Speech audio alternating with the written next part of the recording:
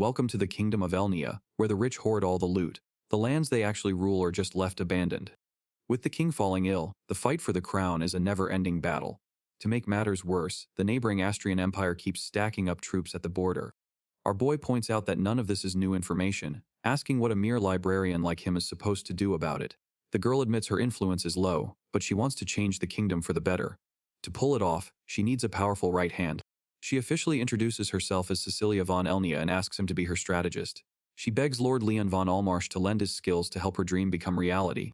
Flashing back several weeks, we jump to an exterior view of a grand building. An older voice asks Leon to remind him what his official position is. Leon lazily lists off his titles, throwing salary thief right at the top before librarian and court wizard. His boss immediately loses it, screaming about why he would list that first. The older man rubs his temples and decides to just let it go. He reminds Leon that being a court wizard is an actual government position. Leon hits him with a smug thumbs up, agreeing that the job pays the bills.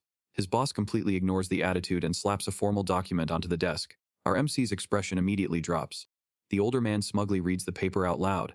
Leon has officially been reassigned to the border army at Fort Balta. The boss declares it a mandatory mission to record and evaluate military activities. Leon stares at the order in shock before screaming to ask why. His superior fires right back, yelling that he has too much free time anyway.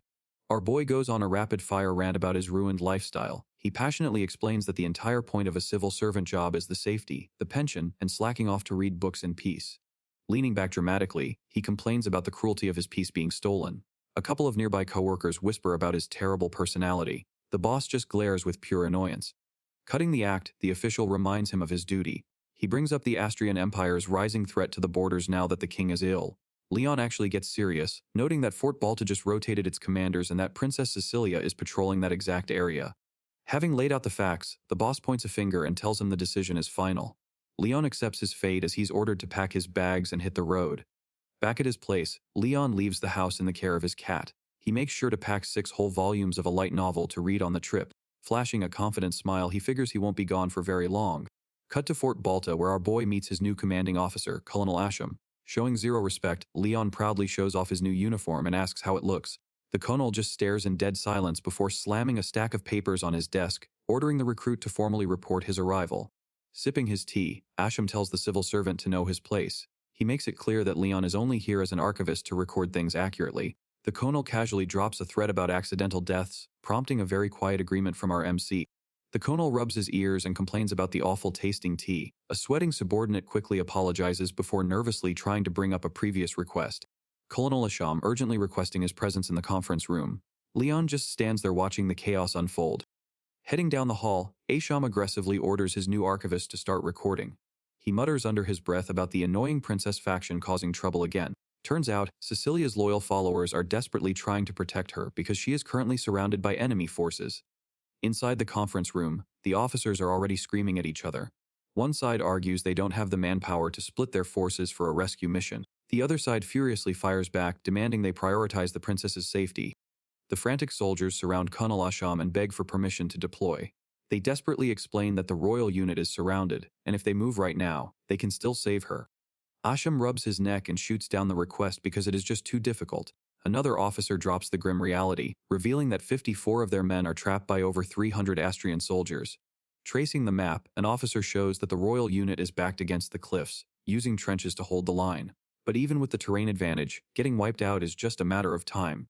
The loyalists scream that she is still worth saving, but the colonel just looks exhausted. He reminds them that the princess recklessly charged in to save citizens despite his warnings, claiming she would take full responsibility. Narrowing his eyes, Asham admits he understands her bleeding heart. But royal or not, he refuses to risk the entire border security just to bail her out. While the room falls into stunned silence, our MC casually steps forward to excuse himself into the conversation. Flashing a cocky smile, he drops an insane proposal. Leon claims that if they leave it to him, he can rescue the princess and handle the enemy forces using only a tiny handful of soldiers. The room freezes in disbelief.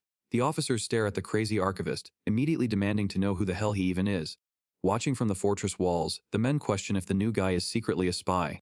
They quickly dismiss the idea themselves, pointing out that the princess's faction is way too weak to pull off something like that. Holding up a single finger, our MC casually asks to borrow just 60 of their 800 men. He then dramatically throws his arms out, openly mocking the officers by repeating their own cowardly excuses back at them. Asham decides to cut that number in half, giving him a measly 30 soldiers. When a subordinate questions the call, Asham coldly brushes it off, stating that 30 casualties is an acceptable loss. Watching the tiny suicide squad march off, the brass are already cooking up their cover story. They plan to just write off the inevitable massacre as the fault of an arrogant archivist. Asham smiles to himself, realizing this disaster will finally wipe out the princess and secure an easy win for Prince Kirich. He praises the foolish archivist for showing up at the perfect time, right before spotting something strange. The officers blink in confusion as they spot a stray cow trailing behind the squad. Ashim notes that he definitely didn't approve any cavalry, leaving them wondering if our boy just brought along a walking barbecue. Smirking to himself, Leon claims he doesn't understand the minds of idiots. His cool guy moment is instantly ruined when his new bovine buddy violently headbutts him from behind. Watching him rub his back, one of the soldiers points out that the angry cow acts exactly like Colonel Asham. Brushing off the attack, Leon turns as the squad leader approaches to genuinely thank him. The soldier admits that without his crazy stunt back at the fort, the princess would have been left out there to die. Marching down the dirt road, the mood quickly gets heavy again as the reality of their suicide mission sets in. The soldiers remind him that their 31 men are walking straight into an army of over 300, warning him to prepare for the worst. The squad instantly starts screaming at each other about throwing their lives away to protect her, but our MC just shuts them down. Leon sighs and tells them to focus on actually reaching the battlefield first before they start planning their own funerals. Trying to lighten the mood, the men start reminiscing about the good old days under the previous commander. They share fond memories of how peaceful the border used to be, and how the princess would always drop by just to hand out random gifts to the troops. Hearing them swap stories, Leon falls quiet. He realizes that Princess Cecilia acts the exact same way no matter where she goes. Flashing back to several months ago, our boy remembers sitting quietly in the royal archives. The princess casually walks up to his desk and offers him a handful of wrapped candies right over his open book. Cecilia offers up the sweets with a warm smile, but our boy just stares at them deadpan. He awkwardly points out that a random stranger has zero reason to be handing him free snacks. Brushing it off as a personal habit, she explains that she hands them out to everyone and urges him to take one. Leon tries to blow her off by casually admitting he is busy slacking off. He tells her to just entertain herself and leave him to his book. She ignores the hint entirely. Catching him off guard, she drops his name and correctly guesses the exact volume of the military history book he is reading. The princess then flexes her unexpected nerd status, proudly declaring that she has already read the entire 20-volume series 4 separate times. Chuckling at her own excitement, she apologizes for geeking out and eagerly asks for his thoughts. Before he can even get a word in, she leans forward and names a specific warrior as her top pick. She keeps geeking out over the lore. The princess praises the author for his realistic military tactics and deep research, admitting the books even made her want to track down the original historical sources. Our MC nods along, figuring the author must be a massive bookworm too. Suddenly, a loud crash interrupts their conversation. Leon spins around to see a horned black cat buried under a fresh avalanche of books. He shoots the little guy a tired look and warns it to stop trashing the archives. The cat just meows proudly from the shelf, completely unbothered by the mess. Leon sighs and points out that climbing unstable book towers is a terrible idea, while Cecilia leans over to check on the furry menace. Our boy points out that there is always a messy pile of unsorted reading material whenever she makes a fuss. He gets visibly annoyed, grumbling about how people never bother to put things back on the shelves when they finish reading. Helping him clean up, the princess smiles and jokes that books cannot exactly walk back to their shelves. Our boy just kneels there completely lost as she casually gathers up the stray volumes. Leon turns the tables and asks what she actually learned from reading the series so many times.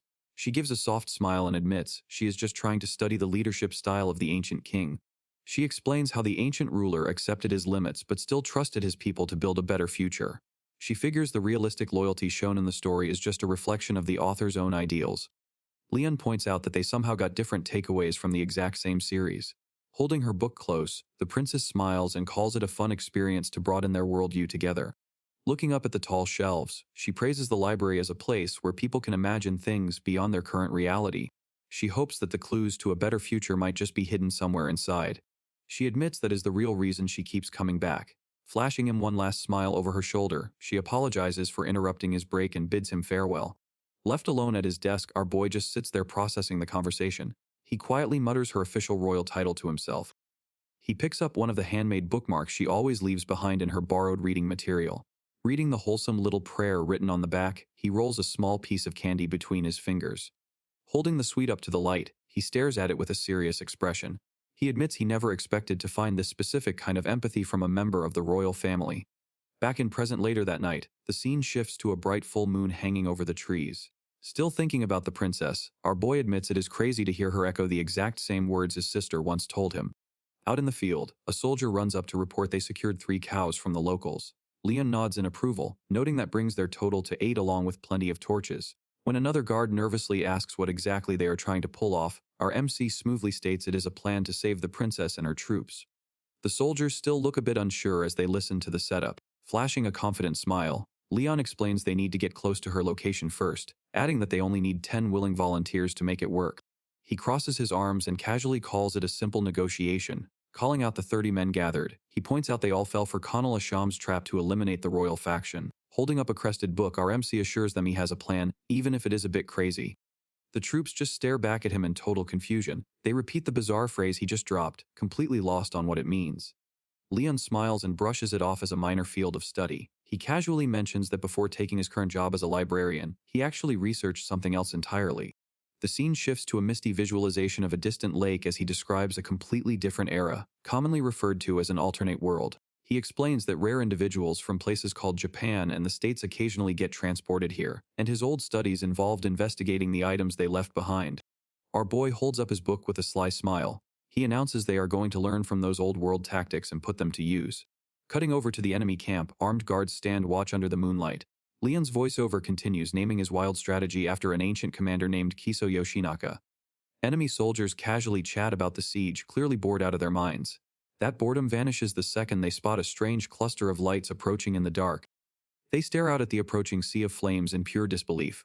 The guards argue there is no way a force that large could sneak out of the fort undetected. Realizing things are about to get ugly, one of the men turns to warn the main army. He barely turns around before a stampede of furious bulls bursts out of the darkness. With blazing torches strapped to their horns, the fiery beasts plow straight toward the terrified guards. The herd violently crushes the enemy front line as the soldiers scream about demons. Right behind the wreckage, Leon charges into the fray with a wild grin, ordering his men to follow the blazing bulls and push forward. Leon explains that the entire operation relies on the element of surprise. He tells his squad that even if they are spotted now, it won't matter as long as they break through the flanks. The plan succeeds and they rescue the princess. The royal guards celebrate as the rescue team finally breaks through. While her men try to figure out who pulled off such a bold strategy, the princess stands frozen in shock. Meanwhile, our boy casually brushes the dirt off his coat and complains about the mess. She locks eyes with the young librarian and calls out his name.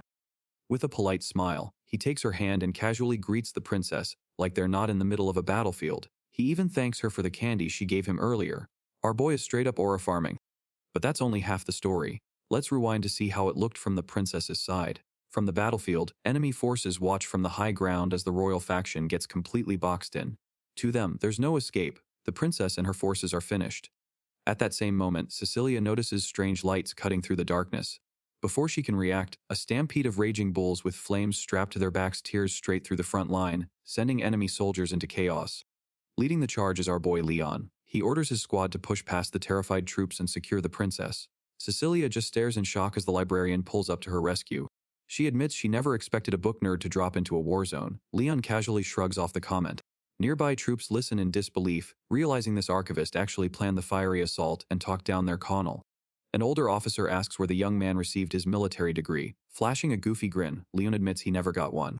Arms crossed, the librarian downplays the blazing bull stunt as a basic surprise attack. He insists the strategy really isn't worth praising.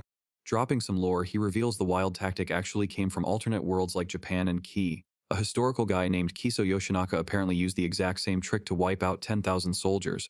An older officer listens closely as he processes the wild strategy. Leon admits it's tough to verify otherworldly texts, but claims that's exactly what makes studying them so fun. Suddenly, one of the bulls rams right into his back. The librarian yelps as he is shoved forward. Turning around, he yells at the angry herd as they aggressively close in. Panicking, Leon tries to reason with the beasts. He reminds them he used fireproof cloth, but admits he can't really blame them for holding a grudge. Princess Cecilia steps in to calm things down. She softly apologizes for forcing the animals into battle and promises they will be treated for their injuries. The herd immediately settles down under her gentle touch. With the brief chaos sorted, our boy signals for everyone's attention.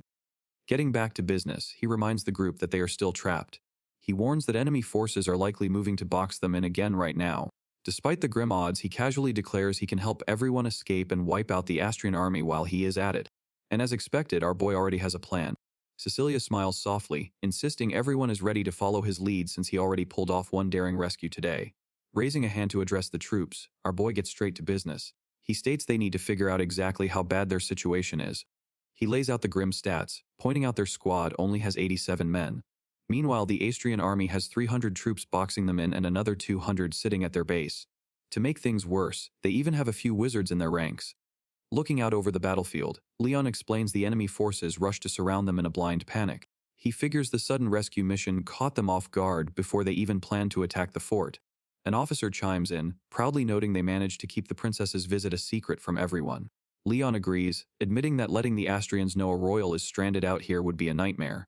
A young, freckled soldier smiles brightly. He adds that their sneaky tactics gave his friends and family enough time to safely escape the area. Discovering the guy is a local vice captain, Leon gets an idea. The librarian flashes a confident grin and admits he refuses to walk into a losing fight. Wanting to avoid a trap, he tells the young soldier he has the perfect job for him. Cecilia gasps, her eyes go wide as she realizes his risky strategy involves using the entire fort as bait. Tossing a few pebbles in his hand, Leon points out that breaking out of the encirclement by force is basically impossible. To pull off an escape, he explains they need to drastically thin out the enemy numbers first. Staring dead ahead, our boy reveals the cold truth of his strategy. He plans to sacrifice the trapped soldiers under Colonel Asham's command to make the escape work. To get the ball rolling, he tasks the freckled vice captain with walking straight up to the Astrian camp to fake a surrender. He tells the young soldier to sell the lie by offering a fake secret passage and complaining about the colonel's cruel leadership. Following the script, the young soldier approaches the enemy forces and nervously hands over a map. Putting on his best act, he claims his squad despises the colonel and begs them to spare the civilians in exchange for the intel. Back with the squad, Leon points out that the Astrian army is currently stuck in a frustrating stalemate. Desperate for a quick win, he knows the enemy commander will eagerly swallow the bait. Cecilia looks down in dismay, clearly struggling with the thought of throwing their own troops to the wolves. Hearing her hesitation, Leon scoffs at the idea of calling them allies. Pulling out a folded document, the librarian bluntly states that giving a guy like Colonel Asham the benefit of the doubt is a huge stretch. Cecilia stares at the document in confusion. Looking over his shoulder, Leon casually explains it is a rare record book that proves a bribe was sent straight through the library. Her eyes go wide as she reads the name on the letter. She realizes the bribe was sent straight to her own brother, Kirich von Elnia. The pieces finally fall into place. Leon points out that the timing of her visit perfectly lines up with the colonel taking charge, proving the third prince orchestrated this entire trap. The mustache officer sweats bullets, realizing the colonel is actively trying to get the princess killed. Leon just gives a helpless shrug. Looking down, Cecilia admits the grim truth. With the king currently ill, the fight for the throne has officially devolved into a bitter faction war. She lets out a heavy sigh. The reality that her own flesh and blood is working with the corrupt colonel hits her hard. But she refuses to just roll over and give up. Finding her resolve, she firmly declares there is no way she is dying out here. Standing tall, she firmly states that she has way too many responsibilities to fulfill before she bites the dust. Meanwhile, back at the fort, Colonel Asham groggily sits up in bed. Hearing a loud commotion outside, he grumbles in confusion since he was certain he had already wiped out the royal faction. Before he can even process the noise, a panicked soldier comes sprinting down the hall screaming his name. The colonel angrily orders him to shut down whatever late-night party is happening outside. Sweating bullets, the soldier frantically corrects him and reveals the Astrian army has infiltrated the base. As the invading troops clash with the fort's guards, the soldier explains they poured in through the secret passage. The colonel stares in stunned disbelief, wondering how the enemy found a route that was strictly classified. Over on a distant hill, our boy sits back and flashes a smug grin. Watching the chaos unfold through his spyglass, he happily notes that their fake surrender plan worked flawlessly. Celebrating their success, the princess pulls out a bag of candies to share with the squad. She warmly offers a handful to the librarian while the mustache officer eagerly marvels at the royal treat. The soldiers eagerly munch on the sweets, calling them the perfect instant energy boost. The mustache officer compliments the princess on how much her treats have improved, leaving Leon staring at his candy in disbelief once he realizes she actually made them herself. Our boy points out how surprisingly cheerful the squad is, to which the officer proudly explains the fort used to always be this lively. He adds that the princess personally kept everyone's spirits up by treating the wounded and checking on the men. Staring out into the distance, the officer firmly declares that their morale won't falter after everything she's done for them. The brief moment of peace fades as Cecilia points out the enemies still surrounding them. Surveying the distant army of around 100 men, Leon casually raises his casting wand high into the air. With a sharp swing, he fires a heavy magical strike straight into the enemy ranks. The resulting blast rips through the battlefield and launches the rival troops high into the air. Watching the dust settle, He notes that it's safer to drop spells now before their own forces get caught in the crossfire. He turns back to face the stunned squad with a smug grin, confidently reminding them that he would never charge into battle without a plan. Dawn breaks over the trenches as the Astrian soldiers stand guard. Bored out of their minds, they figure their only job is to keep the Elnians boxed in while the main force takes all the glory at the fort. One guard spots a bright light on the horizon, quickly realizing the sun is rising from the wrong direction. Panic sets in as the glowing orb reveals itself as an incoming spell. A ruthless explosion of fire rips through the trench. The blast hits with crushing force, launching the enemy troops into the air. Watching from a distance, Leon lowers his wand with a smirk and casually declares the problem solved. Bro never stops aura farming. The allied troops are reeling, mistaking the blast for an advanced firestorm spell. Finding out it was just a basic fireball leaves them stunned by his raw mana control.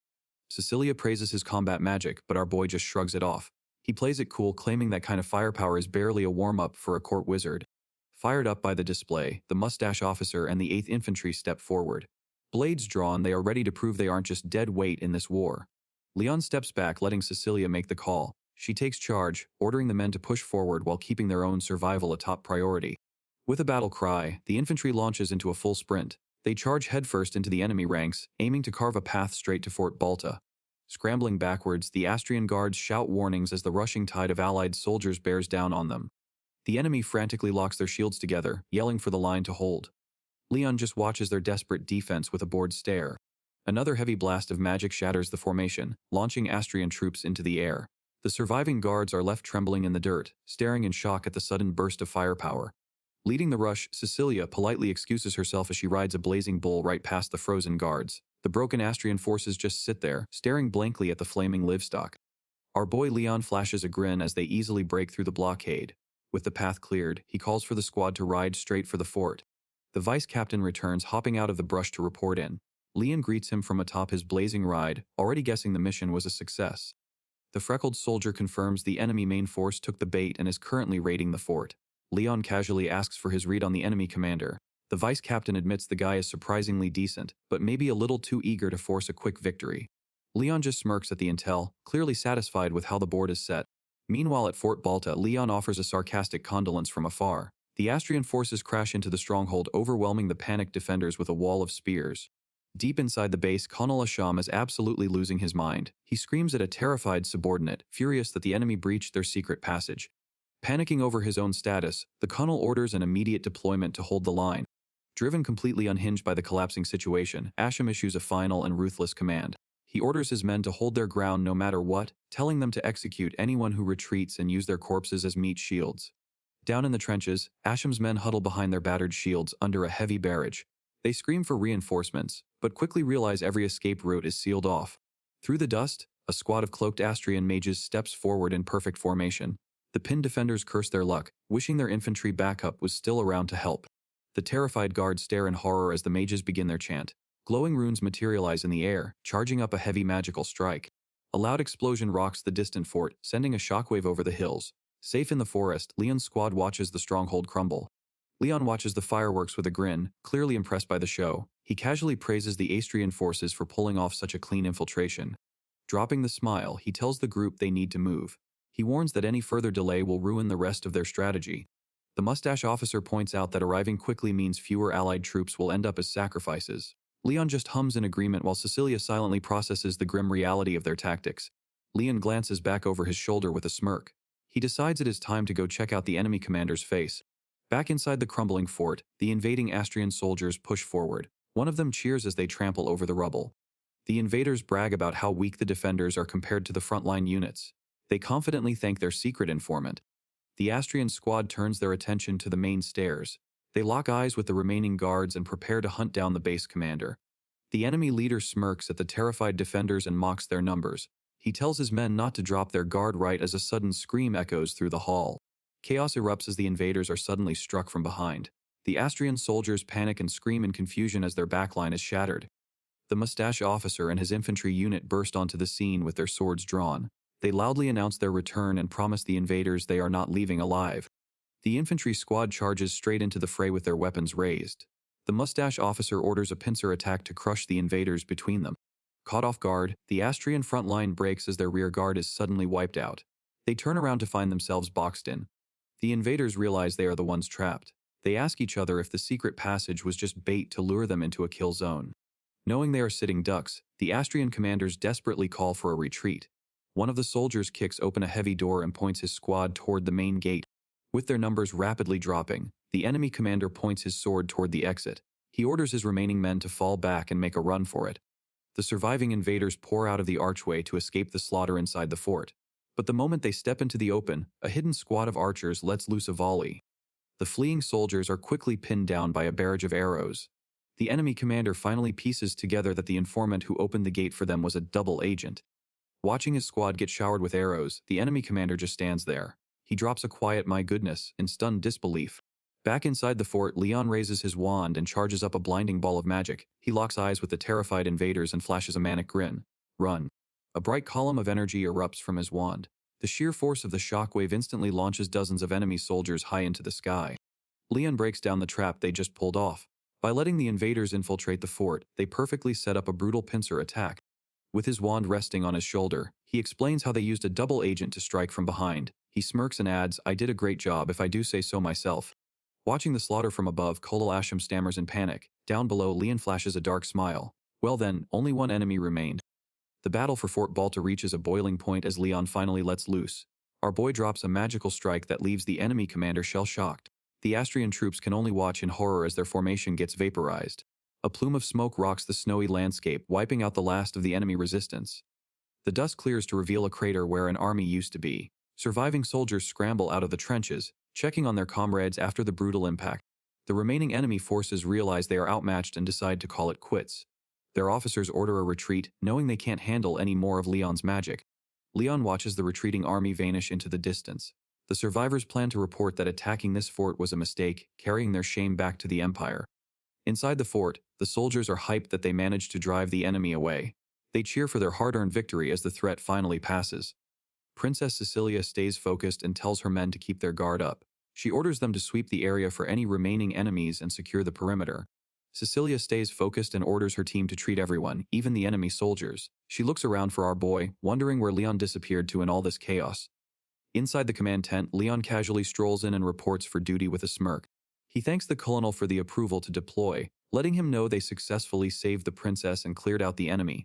Asham looks like he just saw a ghost and tries to play it cool while sweating buckets. He fakes a smile and asks where the princess is hiding. Leon explains that she is already back and handling things on her own, which is the last thing the colonel wanted to hear. The dude snaps and goes for a sneak attack with a dagger, but our boy blocks it like it is nothing. The blade hits a magical barrier as Leon stays completely chill. He casually mentions that he always buffs himself with haste and strength before a real fight. Our boy's eyes turn cold as he confronts the traitor. He asks point blank if the colonel is trying to take out the princess on orders from Prince Kirich. The colonel loses his mind and starts shouting about how the prince should rule the kingdom. He claims the princess is just a valueless idiot whose head is filled with nothing but candies. Asham screams that it is the prince's wish to eliminate anyone who backs the princess. Our boy just stands there, letting the traitor vent. Asham lunges with his blade only to realize he is stabbing thin air. Leon casually dodges with an afterimage while the colonel loses his mind. A bolt of lightning brings the fight to a screeching halt. Our boy stands tall, his wand crackling with lethal electricity. Asham is left face down on the dirt, paralyzed. Asham gasps in pain, shocked that Leon can actually use lightning magic. He stares up at our boy and demands to know who he really is. Leon gives him the casual resume drop. He claims to be the court librarian, the royal wizard, and even an army superintendent. Our boy pulls out a candy wrapper and starts talking about the effort Cecilia puts into her handmade treats. He explains that she handles every small detail with care. He notes that the princess is the type to carry every burden alone, no matter the sacrifice. Then, his tone shifts as he asks the colonel what kind of person Prince Kirich really is. Asham breaks into a cold sweat as the image of a sharp blade fills his mind. He can barely gasp out a few words, as if speaking to the prince himself, while blood drips in his vision. Prince Kirich enters the chat, and this dude is straight up unhinged.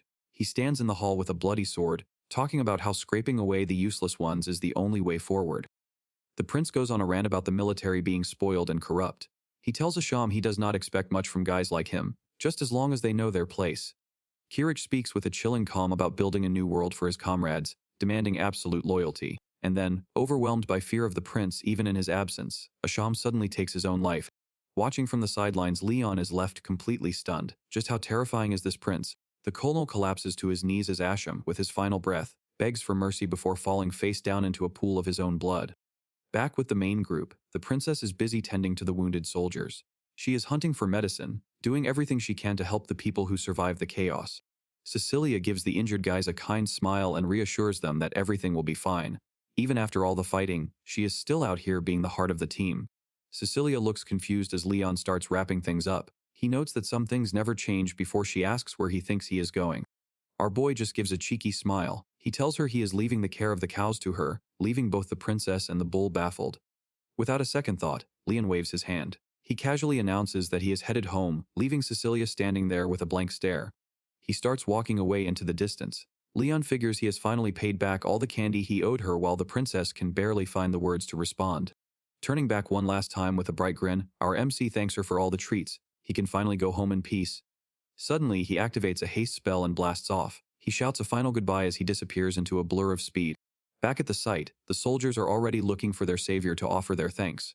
Cecilia watches the horizon and quietly calls him the Wizard of Balance. A week passes by and we're back at the library where everything is finally quiet. Leon is chilling with a book, thinking this is the peak life. Even his horned cat buddy is ready for a break. Our MC is hyped to finally indulge in some lazy time after saving the border. But the vibe is ruined when a massive stack of books gets slammed onto his desk. A maid suddenly shows up and asks if he's the man she's looking for, Lord Leon. Leon looks pretty confused by the sudden visit. She confirms he's the guy she's looking for and asks for a favor. She points at the stack of 10 books and asks him to explain what's inside. This dude just wanted a nap, but now he's stuck in teacher mode. Leon takes one look and nails it. It's the princess, right? The maid is completely shocked he saw right through her. Leon breaks down the book stack. Political science, romance, and a cookbook. The only thing they share is the word princess. He deduces only one person would pick this specific combo. To top it off, the initials spell out a hidden invite. Bro really solved a puzzle he didn't want to play.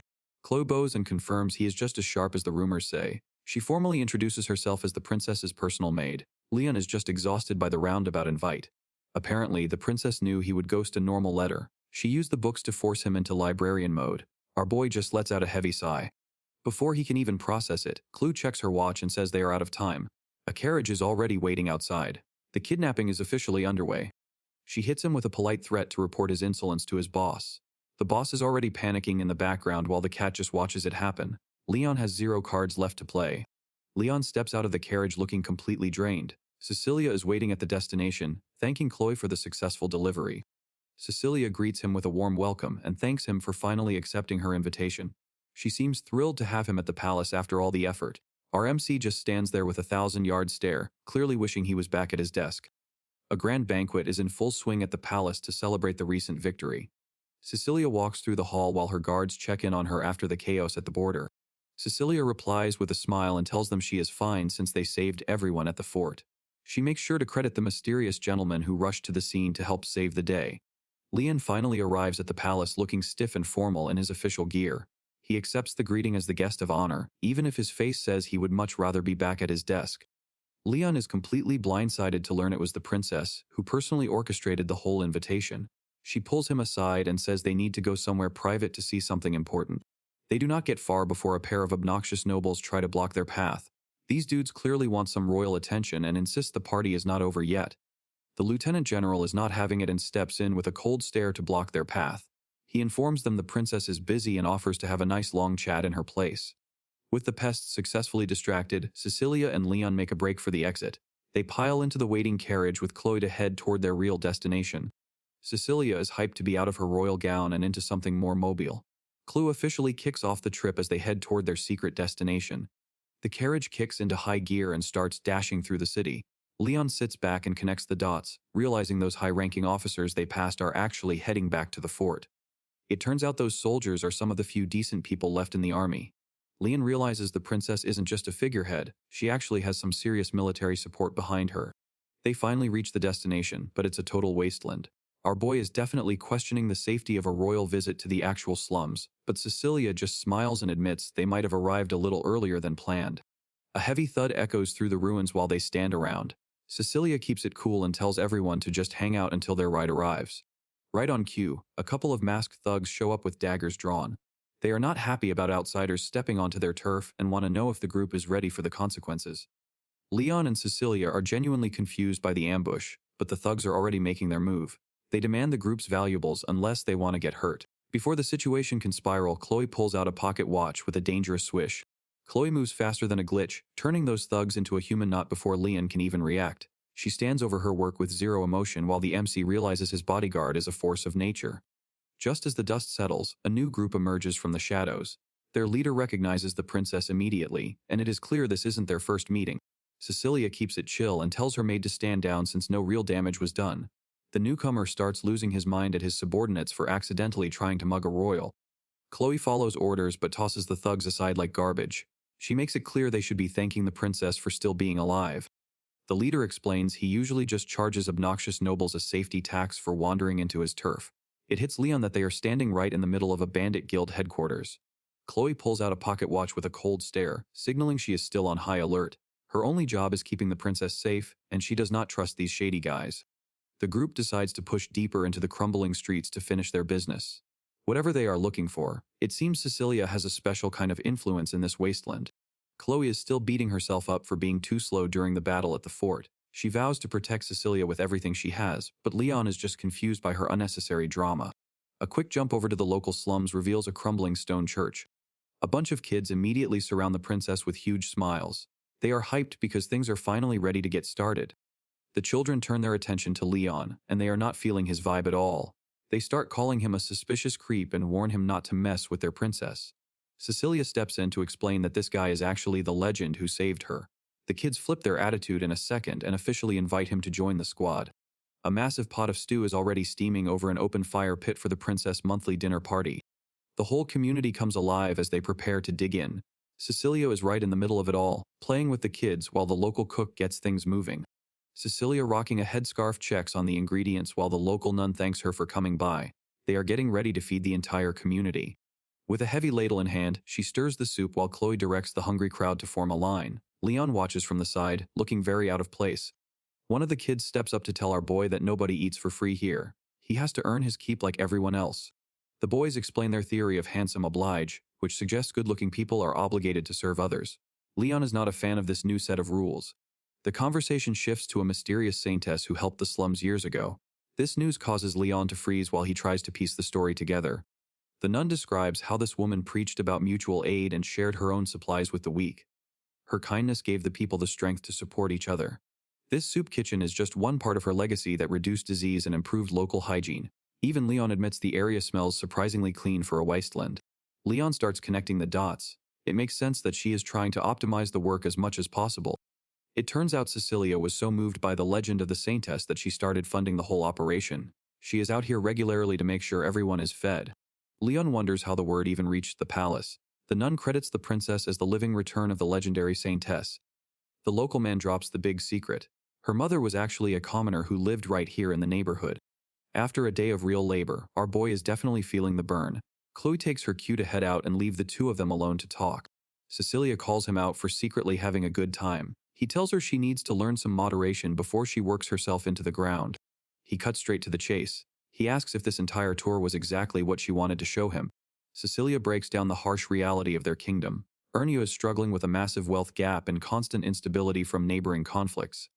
She admits there are shortages of everything, but the compassion she feels from the commoners makes their simple meals better than any noble banquet. Leon stays quiet, his face hidden in the shadows as he processes her words. She wants to spread the spirit of cooperation to the entire world, even though she knows it will take a tremendous amount of work. She looks him in the eye, admitting that meeting him changed her entire perspective.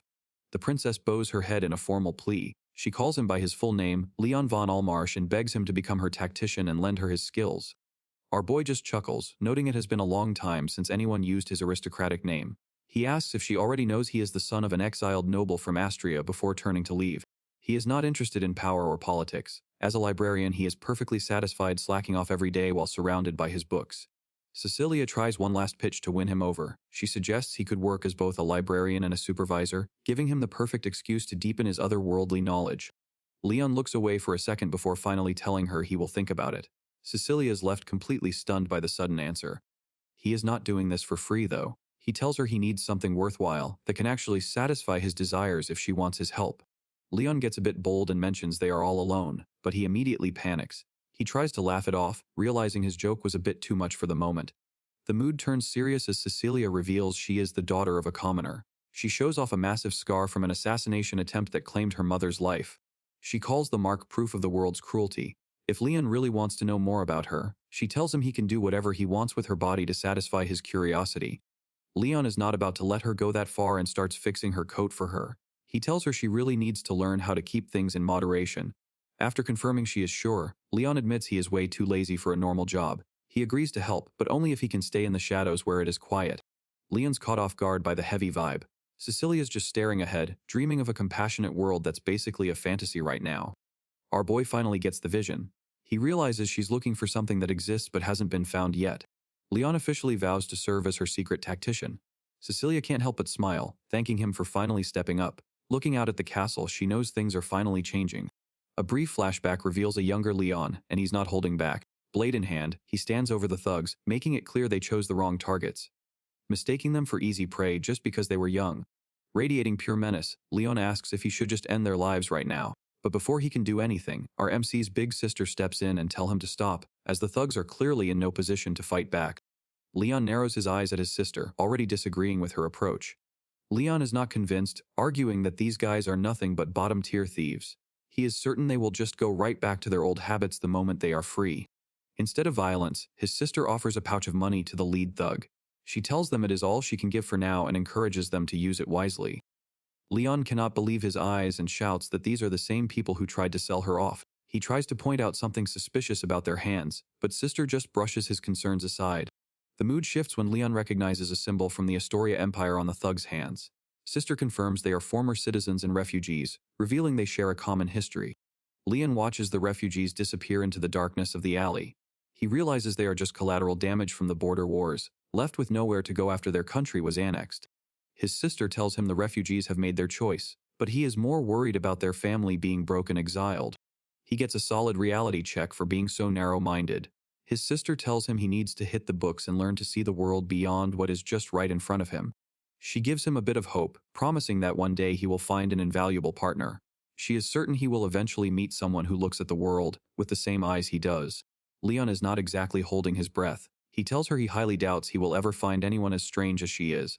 Suddenly our boy is back in the real world and jumping out of his skin. He realized he accidentally fell asleep at the table, and Cecilia definitely enjoyed watching him snooze. Once he calms down, they start their meeting. Leon admits he expected a royal mansion to be way more flashy, but this place feels way more grounded than he thought. Cecilia explains she chose the spot because she grew up around regular people and likes the vibe. Leon just nods along. Leon admits he can relax pretty much anywhere here even though he planned to focus on reading. He then asks if his request is finally ready so they can get to work. Chloe drops a mountain of paperwork on the table. Both Leon and Cecilia are stunned into silence by the size of the stack. Chloe apologizes for the wait and explains these are the top newspapers from the last year. Cecilia is grateful, but Leon looks like he already regrets asking. Just when he thought it was over, more maids roll and even more carts of news.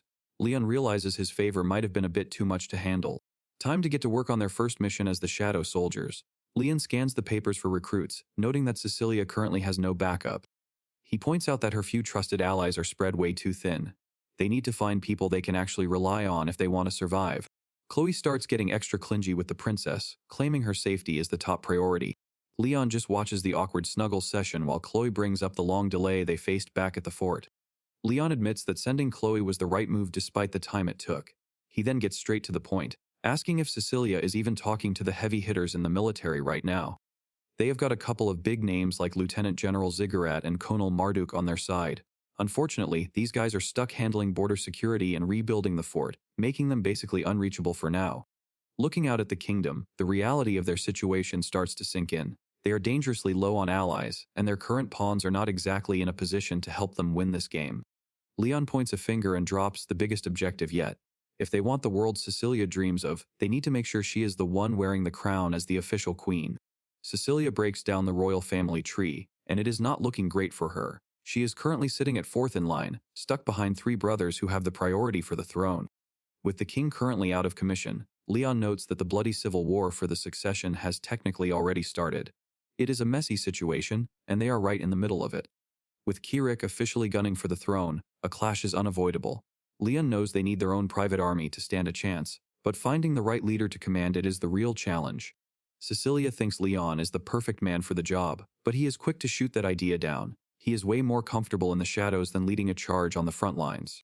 Leon brings up a legendary general from his world who thrived in the heat of battle, a man who laughed in the face of death while leading his men through absolute chaos. This legendary Ryofu was a beast on the field, but Leon wants someone with a better personality and the respect of the people. Cecilia finally realizes why he asked for a year of newspapers and is ready to help him hunt for a diamond in the rough. Leon tells her to ignore the front-page hype pieces about the big-shot generals.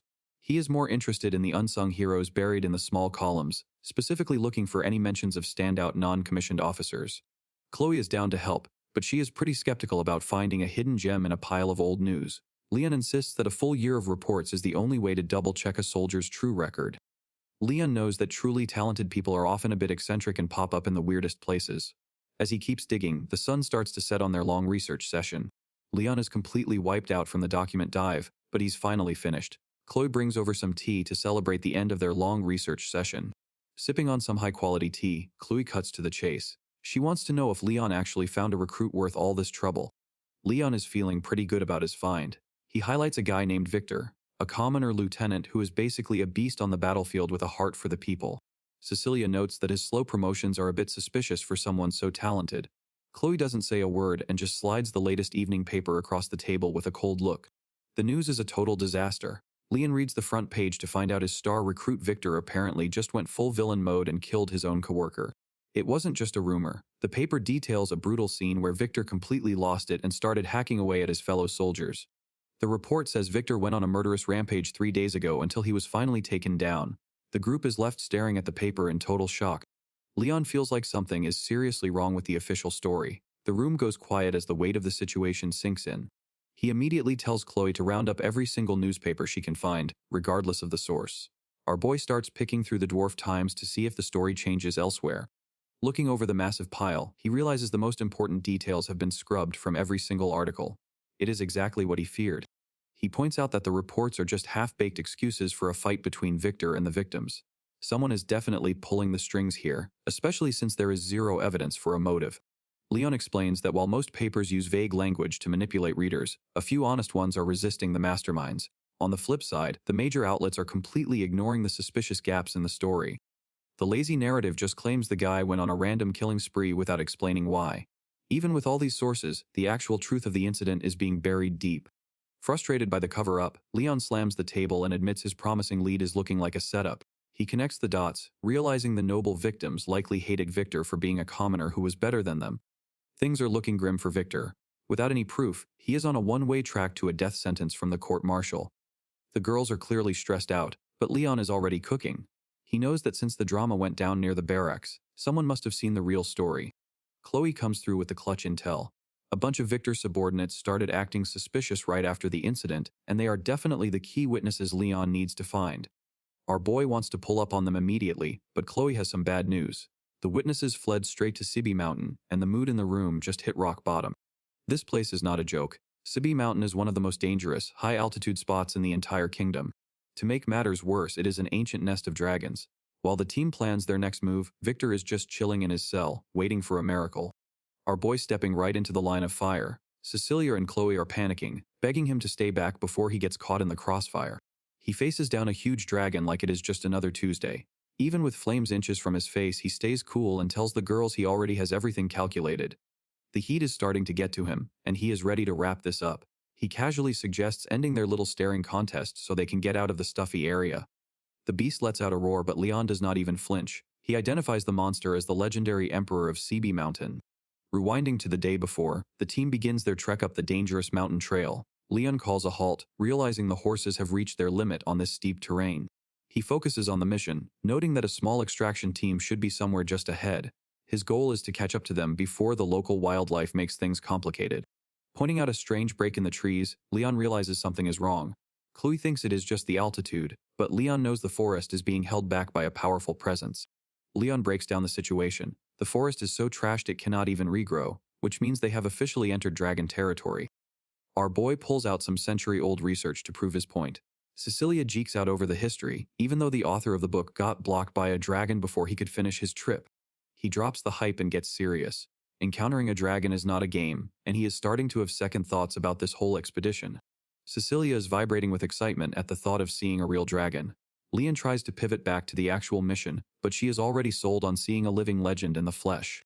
Chloe is not helping the situation. She doubles down, telling Leon that her only job is making the princess's dreams come true, regardless of the danger. Realizing he has lost this argument, Leon just sighs. Once the princess locks in on an idea, there is no way to talk her out of it.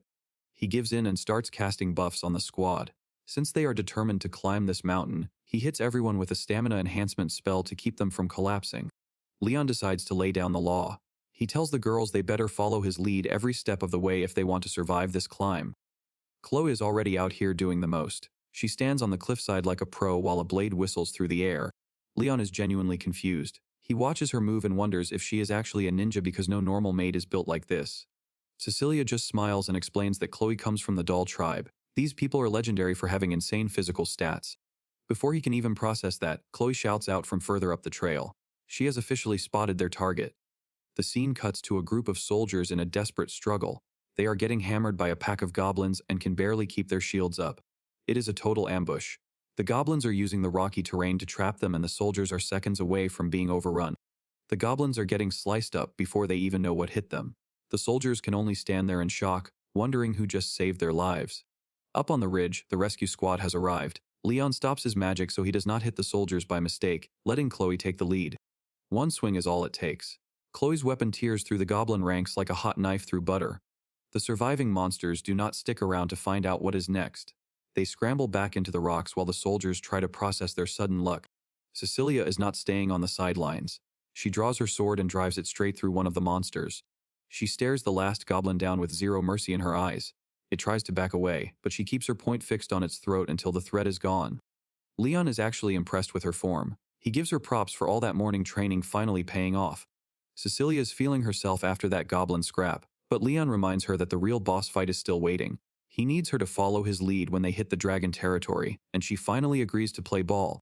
The rescue squad finally catches up with the survivors. These dudes are completely losing it when they realize the actual princess just pulled up in the middle of a monster-infested mountain. Things get serious real fast. The soldiers are stunned when they find out the princess is actually trying to save their former commander, Victor. Leon lays out the facts. Everyone knows the official story, that Victor went rogue and slaughtered his own men before getting locked up. Our MC points out that the whole case smells like a setup. The motive is missing, the details are scrubbed, and the only 3 witnesses were conveniently shipped off to a death trap. Cecilia isn't playing around. She kept her gaze steady as she spoke. I want Victor for my private army, so I need you to tell me the truth. The soldiers just sit there in silence, looking like they've given up. Chloe asks if they even care about saving their boss, which finally gets a reaction from the squad. Jace defends Victor as a hero who saved his life and earned the squad's unmatched respect. He knows there has to be a deeper reason for the chaos that followed. Flashback starts. Jace was just trying to have a rare, quiet moment with his fiancée Neri near the barracks. The peace is shattered when a noble officer named Demerant crashes the scene. Since he's the nephew of a top commander, he treats the base like his own personal playground. Things go south fast as Demerant stabs Jace before turning his focus to Neri. He didn't just want to hurt them, he wanted to break the girl's spirit. It's sickeningly brutal. When Neri rejects him, Demerant hacks her hand off at the wrist just to snatch her engagement ring as a trophy. The weight of the story hits the group hard. Jace explains how Victor heard the screams and rushed straight into the nightmare. One look at the bloody scene was all Victor needed. He snapped on the spot and delivered some immediate justice to the monster responsible. Turns out Victor's big military wins just made the noble officers salty. They cooked up the whole framing scandal just to get rid of the talented commoner at a court-martial. Back in the mountains, Jace drops the real bombshell. The soldiers were ordered to stay silent about the incident and bring back a dragon scale if they ever wanted their freedom. Our MC breaks it down for the group. A dragon reverse scale is basically a fortune on the black market, but trying to snatch one from a monster nest is a one-way ticket to the afterlife. Jace can't back down now. He admits his sister Neri is still being held captive, and this suicidal mission is the only way he can pay off his family debts and save her. The heavy vibe gets interrupted by a deafening roar that shakes the very ground. Everyone freezes and looks toward the sky as the atmosphere suddenly turns lethal. A massive shadow sweeps over the peaks as the Emperor of the Mountain makes its grand entrance. Cecilia can barely find the words as the dragon locks its glowing eyes on the area. Wait, something's off. Instead of coming for the group, the dragon starts hunting down a pack of goblins like they're nothing more than a quick snack. The Mountain Emperor makes its move, lunging down at the pack of goblins. While the monsters scramble in terror, the group stays low and watches the predator hunt. It is a display of raw power as the beast dominates the sky. Leon notes how the beast cooked a whole crowd of goblins just to pick out the perfectly roasted ones for lunch. Cecilia can barely stomach the sight, realizing the sheer brutality of a true dragon. Leon explains that even in the monster world, tyrants rule their empires with an iron claw. If the dragon overdoes the destruction, it just ruins its own territory. Seeing the dragon in action breaks Jace's spirit. He realizes this isn't a gamble anymore, it is a death sentence, and he has no moves left. Our MC looks out over the valley and does the math in his head. If one dragon scale is all it takes to save Victor's life, he considers that a bargain. The group can only stare in shock as Leon drops a casual bombshell. With a confident smirk, he asks them what they think about actually taking the dragon down to grab that scale. The scene opens on a high-level strategy meeting. Leon explains the goal is to pin the dragon down and stack enough damage to end the fight before it even starts. He wraps up the briefing like it is a casual grocery list, while Cecilia looks on with total faith in her tactician. The soldiers are stuck in a loading screen. Jace can only stare in disbelief and ask if that simple summary is really the entire plan. Chloe rushes over to join the squad just as Leon points out the perfect spot to the west for their upcoming hunt. Our MC tells them to follow his lead for the full walkthrough on site. Cecilia notices the squad is stressing and tries to lighten the mood by offering everyone some candy. The princess leads the charge into the valley, urging the men to trust the process because Leon definitely knows what he is doing. The guys decide to accept the snack since it would be rude to refuse the princess, even if they are still low-key panicking about the mission ahead. The squad finally has a realization moment. One of them shouts out as they start connecting the dots about who they are actually dealing with. They remember hearing rumors about a legendary tactician who saved Balta Fort. Word on the street is that Leon's high-level magic and strategy are basically a cheat code. Leon checks the voice chat to make sure everyone is ready. The princess and Chloe look on as the vibe shifts from planning to execution. He explains that he is using wind spirits to handle the communications. The soldiers are shocked by the convenience, realizing this is some next-level magic. Our boy looks out over the valley and spots the target. He casually mentions how handy tech was in his old world while getting a lock on the sleeping beast. The dragon is still catching some sleep, completely clueless. Leon readies his wand with a smirk, planning to give it a wake-up gift it definitely won't like. A beam of light hits the dragon right in the dome. The first shot is fired, and there is no going back now. Leon notes the dragon's thick skin is as fire-resistant as he expected. He mocks the Emperor of Mount Subie for getting his nap interrupted. The beast isn't vibing with the wake-up call and starts to move. Our boy calls the dragon's fire a rude response. He stands unfazed inside his absolute defense barrier while the flames wash over him. To him, that lethal breath is just a light breeze. The shield has a catch since it doesn't last very long. The dragon lunges with a massive strike, slamming into the cliffside where Leon was standing. The barrier shatters under the weight of the beast's fury. Cecilia and the squad watch from the distance as the dragon takes to the sky. It circles back and dives straight for the MC with its maw glowing. Leon doesn't move a muscle, waiting for the perfect moment to counter. Our MC stays light on his feet, taunting the monster for finally meeting a worthy opponent. He calls out the tyrant for being a coward at heart now that its position is threatened. A smirk plays on his face as he reads the dragon's every move. He ducks through the dust and repositions with another barrier. Jumping through the wreckage, he lands right in front of the massive predator. The scale of the beast is insane, but he doesn't look worried. Leon casually holds up his wand as the fire dies down, asking the beast what its next move is. The dragon snaps and opens its mouth wide for a finishing bite. Its crazed eye locks onto him as it goes for the kill. The dragon lunges with everything it has, but something feels off. It pauses for a split second in confusion before slamming headfirst into the cliffside. The beast just walked right into a dead end. Leon watches the struggle, noting the beast is too distracted by its prey to notice the trap. It is the perfect opening. He gives the signal that the time has come. Suddenly, a rain of boulders pours down from the cliff above. The squad follows the plan to a T, focusing their fire on the wings to keep the beast grounded. The predator is caught off guard. The soldiers notice the significant boost in strength from Leon's magic, making the heavy work look easy. With the beast pinned and unable to fly, the exit is officially sealed. Our boy looks on, ready for the final move. High above the ridge, Chloe steps up to deliver the deciding blow. With a single kick, she sends a giant boulder flying straight into the pit. The dragon can only watch as its fate comes crashing down. The boulder connects with a devastating impact, pinning the beast deep into the earth. Dust clouds erupt as the mountain shaker does its job. The tyrant of the peaks is finally silenced. The squad can hardly believe the result as the dust settles. After the intense chaos, the realization of their victory finally sinks in. They actually pulled it off. Cecilia checks in on her maid, but Chloe is feeling better than ever. She credits Leon's buff for the insane boost in her performance. The squad celebrates Leon being in one piece, but he tells them to hold that thought as the ground starts to shift. Something is still moving under the rubble. The dragon explodes out of the wreckage with a roar that shakes the entire mountain. Leon just smirks at how stubborn the beast is while the others lose their minds in the background. The girls are in full panic mode now, asking Leon what the move is now that their trap didn't finish the job. They are looking for a backup plan before things get even worse. Leon keeps it casual, admitting he underestimated the dragon's skull before telling everyone to back off. He is taking over the fight solo to end this once and for all. He looks Cecilia dead in the eye, reminding her that she promised to follow his lead no matter what happened. This is the moment of truth for their partnership. Cecilia makes the call, ordering her squad to trust Leon and follow his plan to the letter. The soldiers are definitely feeling the pressure as the dragon drags itself back into the fight for one last round. Cecilia tells her squad to fall in line and trust Leon. The soldiers are definitely sweating, but they follow orders. Meanwhile, the dragon drags itself out of the wreckage for one last round. The beast glares at Leon like it wants him dead. He just smirks, admitting that its fire breath is actually the key to his plan. Leon keeps the baiting going, telling the dragon to bring its best for a head-on power struggle. The beast falls for it and charges up a huge blast while the girls watch in horror. Just as the dragon is about to let loose, Leon pulls a fast one and leaps into the air.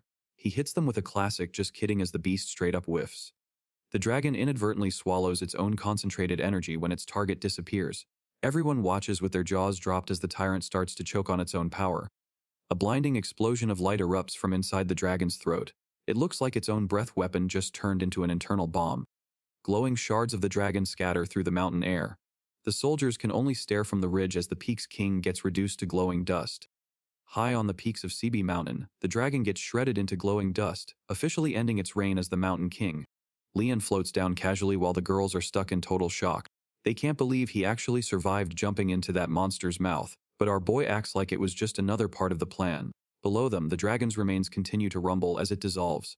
Stepping out of his magic bubble, he complains about the heat like he just finished a bad sauna session. He admits his defense magic drops if he tries to make it last too long. He keeps the banner going, noting that the inside of a dragon smells absolutely terrible. It's a huge win, but he's more focused on the air quality than the glory. Cecilia rushes over to shout at him for being so reckless. Our boy just looks back with a smirk, totally unfazed by the life or death struggle he just walked away from. Leon breaks down the science, explaining that a dragon's insides aren't nearly as tough as its scales. By clogging its throat, he forced the fire to backfire and detonate the beast from the inside. He starts geeking out over some explorer's notes about dragon reflexes, but Cecilia has seen enough. She shuts him up with a solid punch to the face because she's done with his crazy stunts for the day. Our boy is still seeing stars after that wake-up call from the princess. She is fully in lecture mode, demanding to know what he was thinking with that insane stunt. She is not playing around, reminding him that even a cheat code user like him cannot just gamble with his life. If she had known he was going to jump into a literal oven, she would have stopped him right there. Leon hits back with a smirk, reminding her that it was the only way to take the beast down from the inside. He calls her out on her promise to follow his lead, asking if she is already losing faith in him. The tension finally snaps as Cecilia admits she was just terrified of losing him. They sit together in the quiet mountain air, the reality of their narrow win finally sinking in. She gets dead serious, pleading with him to stop treating his own life like it is just another expendable resource. It is a rare moment where the royal facade completely slips, revealing the girl underneath. Chloe keeps a watchful eye on the duo while Leon locks in with a firm nod. He takes the lecture to heart, giving her his word that he will try to be a bit more careful next time. The victory lap ends fast when the squad realizes the dragon's reverse scale is missing. Leon realizes his internal explosion probably launched their main quest item into another zip code, just as Chloe tries to get his attention. Chloe officially gives Leon his flowers, admitting she finally gets why the princess trusts his crazy plans. She is ready to lock in his fellow comrades in service to the crown. The vibes get heavy when she warns him not to stress the princess out again. Our boy just rubs his cheek, realizing the royal maid is even more terrifying than the dragon they just killed. Just as things settle down, the missing dragon scale falls from the sky and clatters onto the rocks. A random goblin hears the noise and scrambles over to investigate the loot. The little monster stares at the glowing shard with pure confusion, wondering where this shiny rock even came from. Cecilia and Leon freeze when they realize their main quest item is currently in the hands of a local monster. It is a standoff in the middle of the mountain. In a move nobody expected, the goblin actually tosses the scale back toward them before dipping out. He wants absolutely no smoke with the squad that just deleted a dragon from the server. Leon watches the goblin sprint into the distance, noting that even monsters have a sense of gratitude sometimes. It is rare, but there is an exception to every rule. Jace and the boys are fully crying while holding onto that dragon scale like their lives depend on it. Our boy Leon just smirks, reminding them that the real mission is only just beginning. He plays it cool, telling them not to get sentimental since he only did this for his own convenience anyway. Scene jump to the military courtroom where Victor is standing bound and gagged. The official charges are being read out, and they are doing him zero favors. They are painting him as a commoner who just snapped and started a bloodbath for no reason. A high-ranking officer with a huge mustache is watching the trial like it is his favorite show. He is actually hyped that Demerant is out of the picture, because it makes pinning the whole mess on Victor way easier. He leans over with total confidence, ready to see the final nail in the coffin. In his mind, a death sentence is the only way this story ends. He looks at the judge, waiting for the killing blow. When the judge asks for any final words, Victor lets out a raw, desperate scream. He tells them to just kill him and be done with it. He just wants the nightmare to stop. Victor's thoughts are a mess of legal talk and memories that do not line up with the fake charges. To him, this court-martial is just a slower, more painful version of torture. He is done playing their games and just wants out. The judge is about to deliver the final sentence, but the courtroom doors suddenly explode open. Jace and the squad charge in at the last second, shouting for the judge to stop the execution. Just as the judge moves to finalize the death sentence, the back doors fly open. Jace and the squad storm into the courtroom, shouting for the proceedings to stop. Jace yells for the court to wait, blocking the gavel from falling. Victor looks on from the stands, completely frozen by the sudden interruption. Leon points out that the entire case is built on a lie. Jace steps forward with his hand over his heart, announcing that they have arrived to provide the missing testimony. Victor stammers as he recognizes the faces of his men one by one. He can't believe they actually survived the suicide mission he was blamed for. The soldiers stand united, telling their commander that they are finally here to return the favor. They aren't going to let him go down for a crime he didn't commit. The corrupt commander turns pale, demanding to know how they could have possibly abandoned their mission. While he rages, one of the soldiers quietly produces the very proof they were sent to find. The commander realizes the men actually made it back with the dragon scale, and his heart sinks. The judge demands silence, insisting that the trial is already over and their interference is pointless. Leon suggests that the only reason this trial is still going is because the whole court got bribed. The room goes silent as the weight of his words hits the corrupt officials right where it hurts. A wave of whispers washes over the courtroom while the corrupt commander's nerves begin to fray. He realizes his plan to bury the truth is blowing up in his face while Jace demands to finally take the stand. One of the soldiers steps up to drop the real story, exposing Demerant's brutal treatment of his sister. The room fills with a heavy tension as the testimony paints the dead officer as a total monster. Back then, Demerant decided it was easier to just kill everyone and let his uncle fix the mess. He did not care about the rules, only about burying the witnesses to his own cruelty. Just as the killing blow was about to land, Victor charged through the darkness to save his men. His heavy blade carved through the air, intervening at the last possible second to stop the massacre. Victor finishes his testimony, claiming he thought he was just stopping a random criminal in the dark. The commander loses it at the blatant trolling, screaming for the witness to shut his mouth. The corrupt commander fights to keep his sinking ship afloat, trying to spin the whole thing as a personal vendetta. He shouts that the soldiers were just looking for an excuse to get revenge for their daily treatment.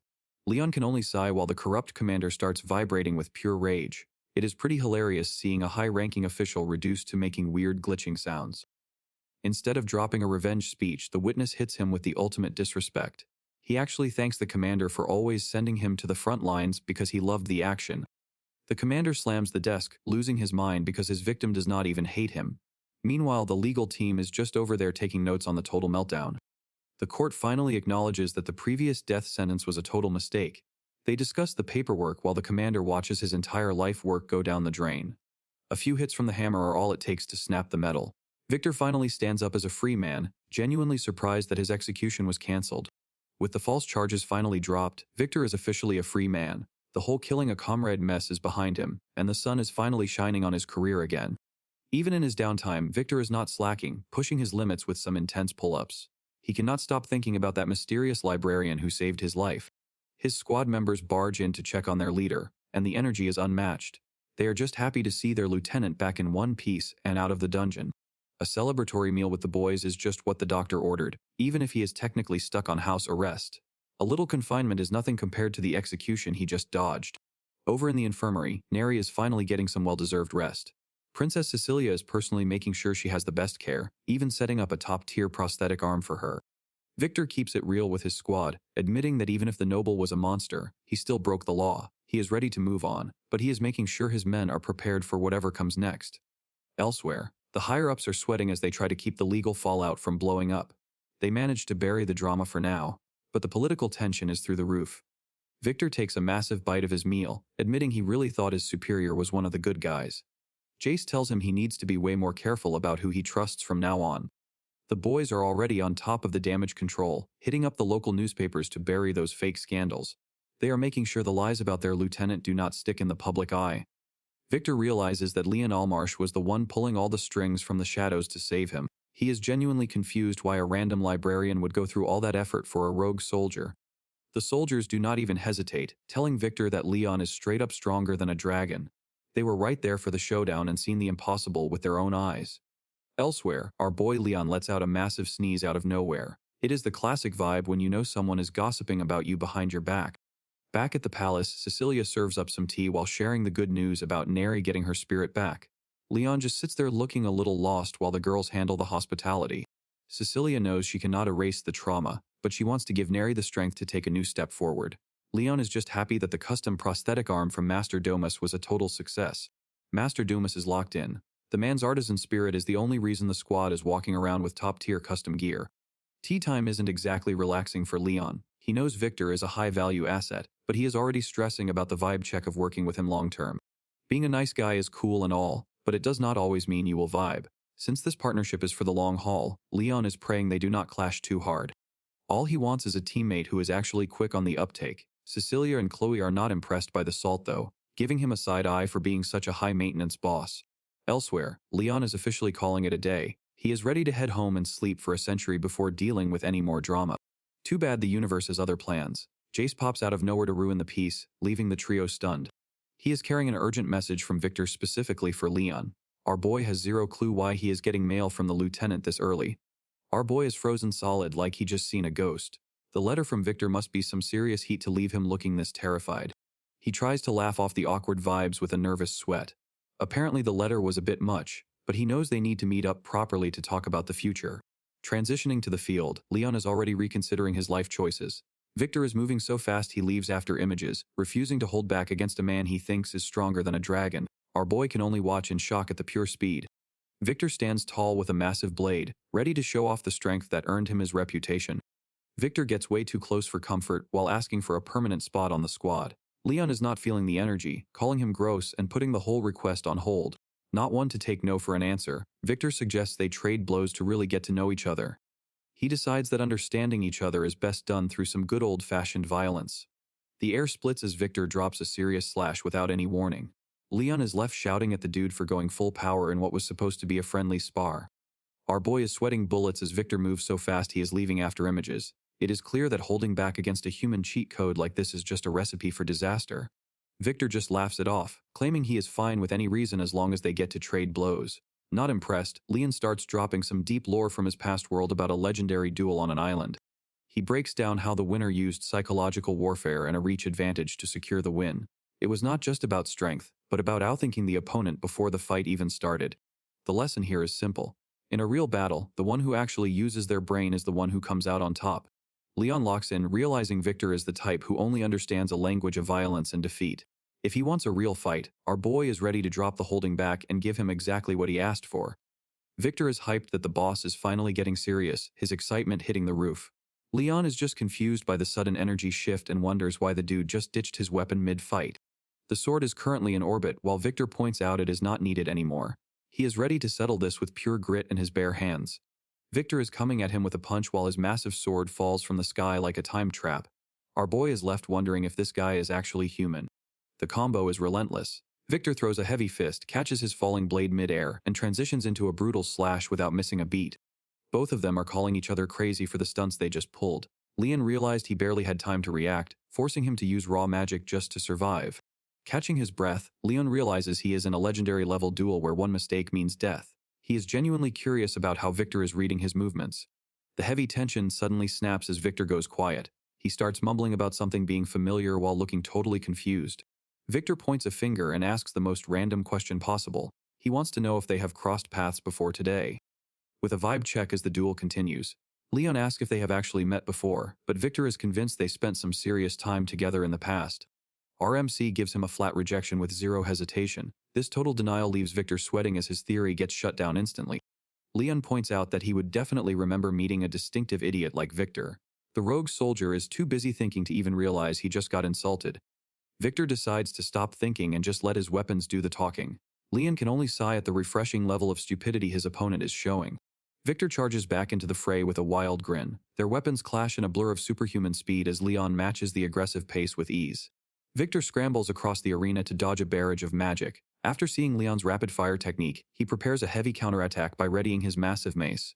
Victor swings his giant weapon like a baseball bat, launching shattered rocks back at Leon. Our boy is actually impressed and wonders if this dude is some kind of home run king. Leon fires off a barrage of magic while complaining that he still does not have enough data to figure this out. Victor just nimbly hops through the falling rocks like it is a game of hopscotch. Victor gets serious for a moment and demands to know how Leon can track his real body through a field of afterimages. Our MC thinks about it for a second before guessing it is just his sense of smell or air vibrations. He eventually just shrugs and calls it a gut feeling, which is definitely not the technical answer Victor was hoping for. A series of massive shockwaves rip through the area as Victor is suddenly blindsided and slammed into the dirt. Victor finds himself staring at a coat propped up by a stick, realizing he fell for the oldest bait in the book. Leon watches from the side, silently admitting that this dude's combat specs are actually pretty high. Victor grumbles about getting caught by a time-delayed trap while Leon just gives him a deadpan look. The rogue soldier pauses, finally feeling that familiar vibe he has been chasing. Victor starts listing off insane legends about griffins and floods like he is reading Leon's fan fiction. Our boy is physically pained by the cringe, telling him to stop acting like a character from a children's adventure novel. Leon barely avoids a massive strike that sends debris flying everywhere. Victor sticks the landing with a grunt, clearly ready to take things to the next level. Thinking Leon is not trying hard enough, Victor decides it is time to reveal his secret sword technique. Our MC is physically pained by the sheer amount of cringe, realizing he is stuck in a duel with a total shonen protagonist. If you cannot beat the cringe, join it. Leon goes full Archmage mode, summoning a massive multi-dimensional magic circle and claiming he is about to drop a divine weapon that could wipe out the whole area. Victor is actually impressed by the light show, while Leon prepares to end the duel once and for all. Just as he is about to fire, a hand lands on his shoulder and immediately kills the momentum. The duel gets a hard reset when Colonel Marduk strolls in like a disappointed parent. He casually snatches Leon's wand and tells the boys that while training is good, they have completely overdone it. Marduk stands between the two fighters, lecturing them on how true power does not just come from rushing forward blindly. Leon finally realizes he is being scolded by a high-ranking officer and asks what he is even doing here. Turns out they were accidentally trashing a protected historical site, and Marduk is not about to let them turn a cultural property into a pile of dust. Marduk drops a bombshell, claiming he heard from Chloe that Leon basically forced the princess into a vulnerable situation. Our boy and Victor are sweating buckets, realizing they just walked into a trap. Before they can even open their mouths, Marduk moves at light speed. A split second later, Leon and Victor are standing in their boxers as their clothes fly away in actual shreds. The princess and Chloe appear on the balcony just in time to get an eyeful, and Cecilia immediately lets out a high-pitched scream. Marduk just keeps his chill, telling her he had to quiet the boys down since they were acting like savages. Chloe wears a suspicious smirk, casually admitting she told the colonel that Leon's behavior at the estate was a bit much. The princess is still buffering, completely short-circuited by the unexpected view. Marduk closes his eyes with a satisfied look, explaining he had to come check on them to make sure things did not get out of hand. He knew all about Victor's wild personality and was not taking any chances. Turning to the shivering duo, Marduk jokes that it would not be fair if the princess only got a look at Leon's skin. Victor is basically freezing to death while questioning his life choices. Victor is totally confused about why he was included, and Leon realizes he is just collateral damage in this mess. They can only stare as the reality of their situation finally sinks in. Marduk lectures the duo on their lack of awareness while holding out a small object. He points out that they were so focused on each other that they missed his approach entirely. The two warriors can only stand there in their boxers, looking thoroughly humbled. With a satisfied smile, Marduk explains that true mastery is balancing focus with environmental awareness. He politely excuses himself to return to the carriage, leaving the duo behind. Victor suddenly snaps out of it as the colonel's name finally clicks in his head. The legendary officer just complains about his aging body as he strolls away from the group. A flashback shows a legendary figure from the past appearing as a silhouette against the sky. Over 50 years ago, this warrior arrived from the east and saved the kingdom from total collapse. His combat style was so relentless that it completely disregarded the massive numbers of the enemy. Back then, everyone knew him as the demon god of the east. Victor explains that the legend has spent his retirement training elite units at Balta Fortress. This finally explains why those soldiers were on a completely different level than standard troops. Leon just looks annoyed, realizing his intelligence gathering missed a major piece of the puzzle. Cecilia stares down at the cracked earth, looking deeply concerned by the scale of the destruction. The shattered ground is a silent testament to just how close these two came to turning the area into a wasteland. Cecilia and Chloe shut down the bonding session with a swift reality check. Victor just laughs it off, claiming their shirtless scuffle was actually a serious duel. The girls aren't buying the excuses for a second. Our boy tries to act like he was just an innocent bystander, but the judging glares from the ladies say otherwise. The bickering continues until the girls order them to get up and head back. Leon refuses to drop his victim act while Victor calls out his blatant lies. Cecilia catches a glimpse of a real smile and calls him out on it. She asks if he is actually having fun, and our MC nearly short-circuits from the unexpected question. Watching the ladies walk off, Victor is clearly impressed by his first royal encounter. Leon just looks exhausted, already sensing the next round of chaos headed his way. Victor admits he is still stumped about where he recognizes Leon from. With a smug grin, our MC tells him the mystery is officially solved. The truth finally comes out, and it is not what Victor expected. He realizes he does not know Leon from a battlefield, but from the pages of a literal children's book. Victor is losing his mind with realization. He admits he was never a big reader, but one specific adventure series had him in a chokehold back in the day. Leon drops the lore bomb. It turns out that Kid's version of the series was condensed by a superfan, and the connection is finally clicking for our boy. Time to make it official. Leon offers the job on the spot, telling him to report for duty tomorrow because his skills are just too good to pass up. The offer is about more than just a shared childhood book. Leon makes it clear that they need someone exactly like him for the battles ahead. Victor plays it cool with a smirk. Since the squad is that desperate for his help, he decides it is finally time to join the group by the carriage. Leon looks ahead at the coming storm. The fight for the throne is going to be a bloodbath, and he knows having someone with a genuine spirit will be their only saving grace. The serious vibe immediately evaporates into a shouting match. Victor keeps poking for answers about those hidden influences while our MC just wants him to zip it. Elsewhere, feathers drift through the silent air of a paved courtyard. This new player stands in the center of it all while a massive bird watches from the shadows. High above, a sharp eye keeps a close watch on the unfolding scene. Victor arrives at the meeting spot with his bags packed and ready to go. He is a bit surprised by the sudden change in location, but Leon is already waiting for him on top of the stone wall.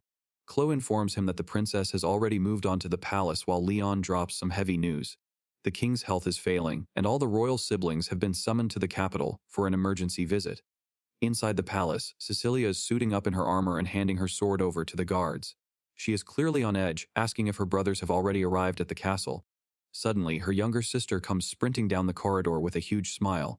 Cecilia is caught completely off guard by the energetic reunion in the middle of such a tense situation. The mood turns cold when the eldest brother, Maxis, makes his entrance with a stern look behind his glasses. He checks in on his siblings with a rigid tone that makes it clear he is the one in charge here. Reinhardt tells Cecilia not to let their older brother's stiff attitude get to her. He is just glad she made it back safe and encourages her to show her face to their father before it is too late. Cecilia enters the king's chamber with a heavy heart, finding the old man looking incredibly frail in his sickbed. He weakly acknowledges the group, noting that only 4 of his children actually showed up to see him. Maxis, the first prince, makes his entrance with a stern look. He has that serious oldest sibling energy, looking sharp with his glasses and a rigid expression that says he is all business. Next up is Kirich, the second prince, looking much more relaxed with a calm smirk. He carries himself with a quiet confidence that stands in sharp contrast to his brother's stiff attitude. Reinhardt and Cecilia round out the group as the third and fourth in line for the throne. They both look shaken by the heavy atmosphere, their eyes wide as they take in their father's frail condition. The king looks incredibly frail in his sickbed, barely able to keep his eyes open. He weakly rasps out a request for water, his voice sounding paper-thin against the quiet of the room. Maxis immediately orders Reinhardt to go get it. The rest of them stand in a tense silence, watching the man who used to rule the kingdom struggle with a simple request. When the king asks why Elysia and Misa did not come, Maxis keeps it blunt.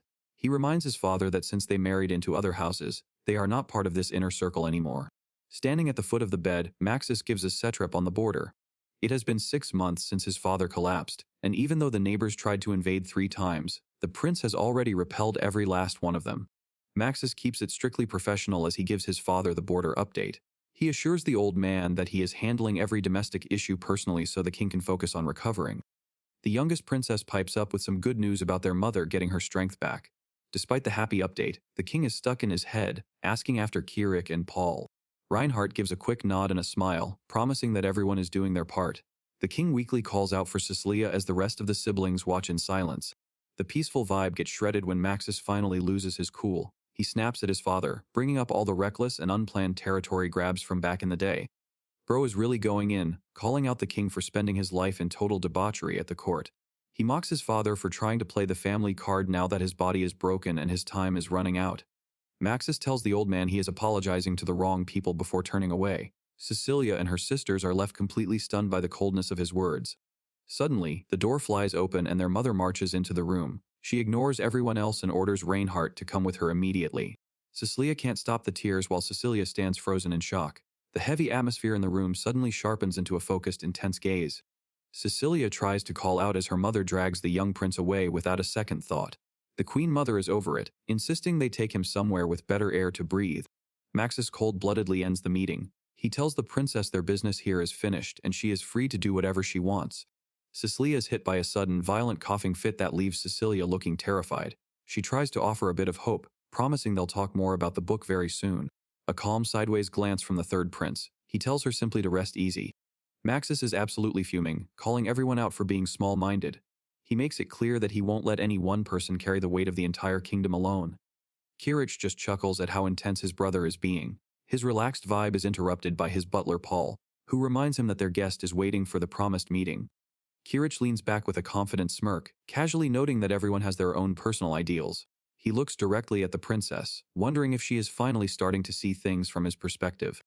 Our MC suddenly appears lounging on the balcony railing to congratulate the group on finishing their meeting. He reveals that he was eavesdropping the entire time with communication magic and simply flew over once the talking stopped. Chloe points out that the palace security is a total joke if he can just drop in whenever he feels like it. Leon tries to claim he was just being extra cautious, but his casual entry leaves the princess completely speechless. After a quick laugh at the MC's expense, the mood shifts as he gets back to business.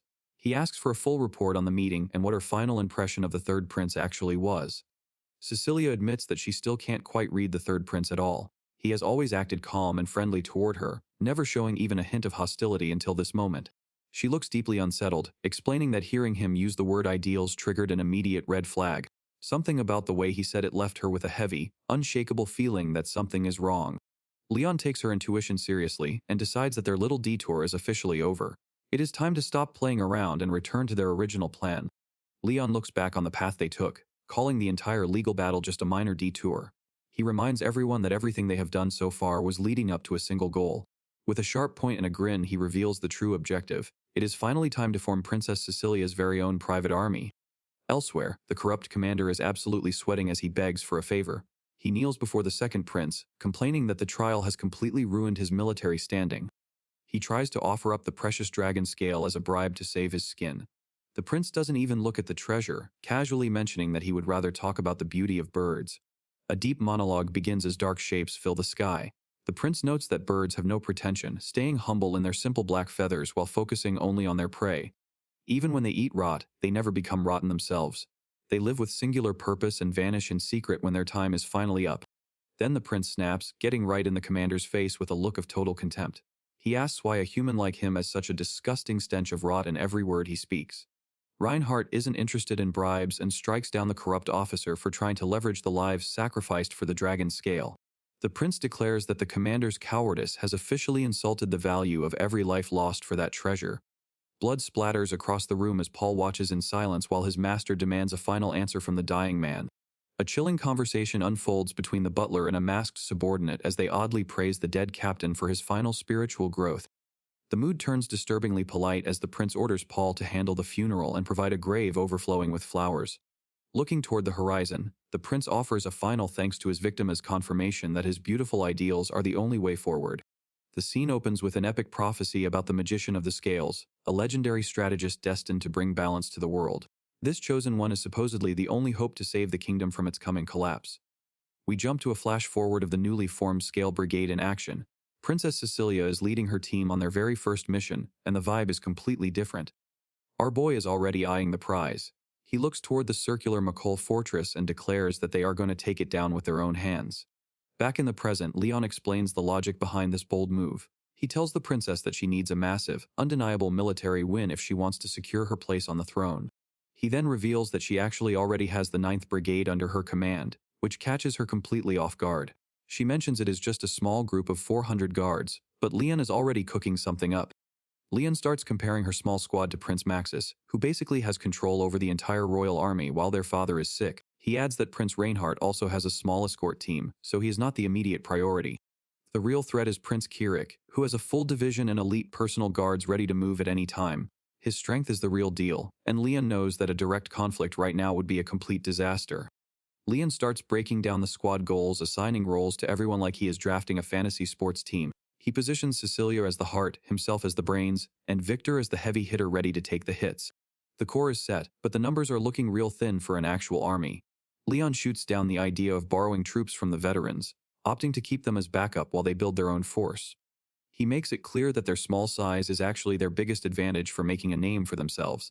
Every win they pull off with such a tiny squad will look like a miracle to the public. In a kingdom this messy, military clout is the only currency that matters. If they want a seat at the table, they have to prove they can hold their own on the battlefield. Leon explains the ultimate grind strategy to level up Cecilia's influence. It is a simple loop of winning battles, getting famous, and using that fame to recruit more soldiers until they are too big to ignore. Cecilia takes a moment to process the weight of it all, realizing that war is not just about strategy and ranks. She looks a bit unsettled by the reality of the path they are choosing. Leon does not sugarcoat it, keeping his gaze steady and his resolve firm. He tells her straight up that if they want to save the kingdom, this is the only play they have got left. Victor keeps it real, telling Cecilia she is exactly like the rumors described. She gets flustered, admitting her soft heart might be a liability in this game. Surprisingly, Victor gives Leon his props for actually caring about his soldiers' lives. The blunt praise leaves Leon and Cecilia speechless while Chloe just watches the squad bond. Back at the library, Leon's boss is having a meltdown over the extra workload. He starts lecturing our boy about the meaning of effort. The old man yells insolent at the top of his lungs, leaving everyone else in the room stunned. They just stand there with blank expressions while Leon takes the heat. Cecilia bows down and tries to smooth things over with an apology. Leon decides to double down and hands over a mystery document with a confident smirk. It is a leave of absence form, and the boss is calling him a salary thief for dipping on his post. Leon casually explains he will be gone for a month on military business, leaving the old man stuck with all the paperwork. Leon laughed off the chaos while Cecilia glitched out from the shock of him quitting. Our MC made it clear that the library was in the rearview mirror and they had a new goal. He revealed that he had already set a month-long plan into motion. Chloe seemed to be the only one who was not totally clueless about his next move. Back at the library, the boss went full nuclear, screaming at the top of his lungs about being left in the dark. Elsewhere at the palace, Prince Maxis was just as annoyed, demanding to know why no one told him about a military move on McColl Fortress. The kingdom top brass was definitely feeling the heat. The chancellor and the field marshal looked like they were about to get a legendary scolding. Maxis told them to skip the excuses and start talking. The officials quickly tried to justify the expedition by mentioning the enemy empire occupation of their eastern borders. He cut through the technical talk and focused on the fortress built by the invaders. There was no way he was letting enemy barbarians disrespect the kingdom honor on his watch. The atmosphere in the room turns toxic as the chancellor and field marshal get into a heated debate about the national budget versus military security. Baltonia argues that prestige is built on wealth, but Lou Makelinger snaps back that the army is the only thing keeping the nation from collapsing. Prince Maxis watches the bickering with a cold stare, looking completely exhausted by the constant drama. Maxis shuts down the idea of an immediate strike, pointing out that the McColl Fortress is a fortress for a reason. With over 3,000 enemy soldiers hunkered down behind reinforced walls, he refuses to give permission for a reckless attack. Our prince makes it clear that any small unit sent there would just be walking into a meat grinder. He demands at least 10,000 soldiers for the operation, stating that anything less is just a waste of lives they cannot afford. The field marshal does not back down and slides a specific document across the table for review. Maxis scans the proposal, stops when he reaches a certain section, and questions the mention of the 9th Brigade. Once the officials finally head out and the door slams shut, Maxis is left alone with the mystery plan. A tiny smirk forms on his face as he admits that the proposal actually has some merit. Back in the hallway, Lou Makelinger is already on the move while his subordinate rushes to keep pace. The young officer is eager to get the play-by-play on how the high-stakes meeting went down. The subordinate asks for an update, and Lou Makelinger reveals that the prince actually went for the proposal. It seems the gamble with the 9th Brigade might actually pay off after all. Back at the palace, Lou Makelinger is riding a high, bragging about how the weak have no place in his army while praising his loyal adjutant. Little does the big boss know, his right-hand man is already playing both sides. As soon as the marshal is out of sight, the officer meets a cloaked figure in the shadows to confirm their secret deal. Business is booming. The officer checks his bag of gold with a greedy grin, happy to take a bribe for such an easy task. Chloe walks away with a confident smirk, another piece of the puzzle falling into place. She whispers that the job is finally complete before disappearing into the palace grounds. Elsewhere, the squad finally regroups in the palace gardens. Victor is already making himself at home, shouting out a loud greeting while Leon just gives a calm smirk. Princess Cecilia can only stand there looking bewildered at the chaotic energy her new commanders are bringing to the royal residence. Victor leans in with a massive grin, calling Leon boss and asking if they are finally ready to get started. Leon looks like he just swallowed a lemon, completely thrown off by the sudden promotion. Behind them, the girls are just as confused by the new dynamic. Chloe realizes that Victor is just copying the legendary strategist from his favorite children's book. Victor doesn't even care, laughing off the fact that the title just feels right to him. Leon gives up and keeps walking, telling the guy to call him whatever he wants as long as they get moving. Chloe pivots to a more professional topic, asking Cecilia what she plans to call her new private army. Victor immediately jumps in with a suggestion, wanting to use his old unit name, the Royal Tiger Division. The group goes silent as they actually have to think about their brand for the first time. The boys start debating the official registration, noting that most units just get stuck with boring numbers.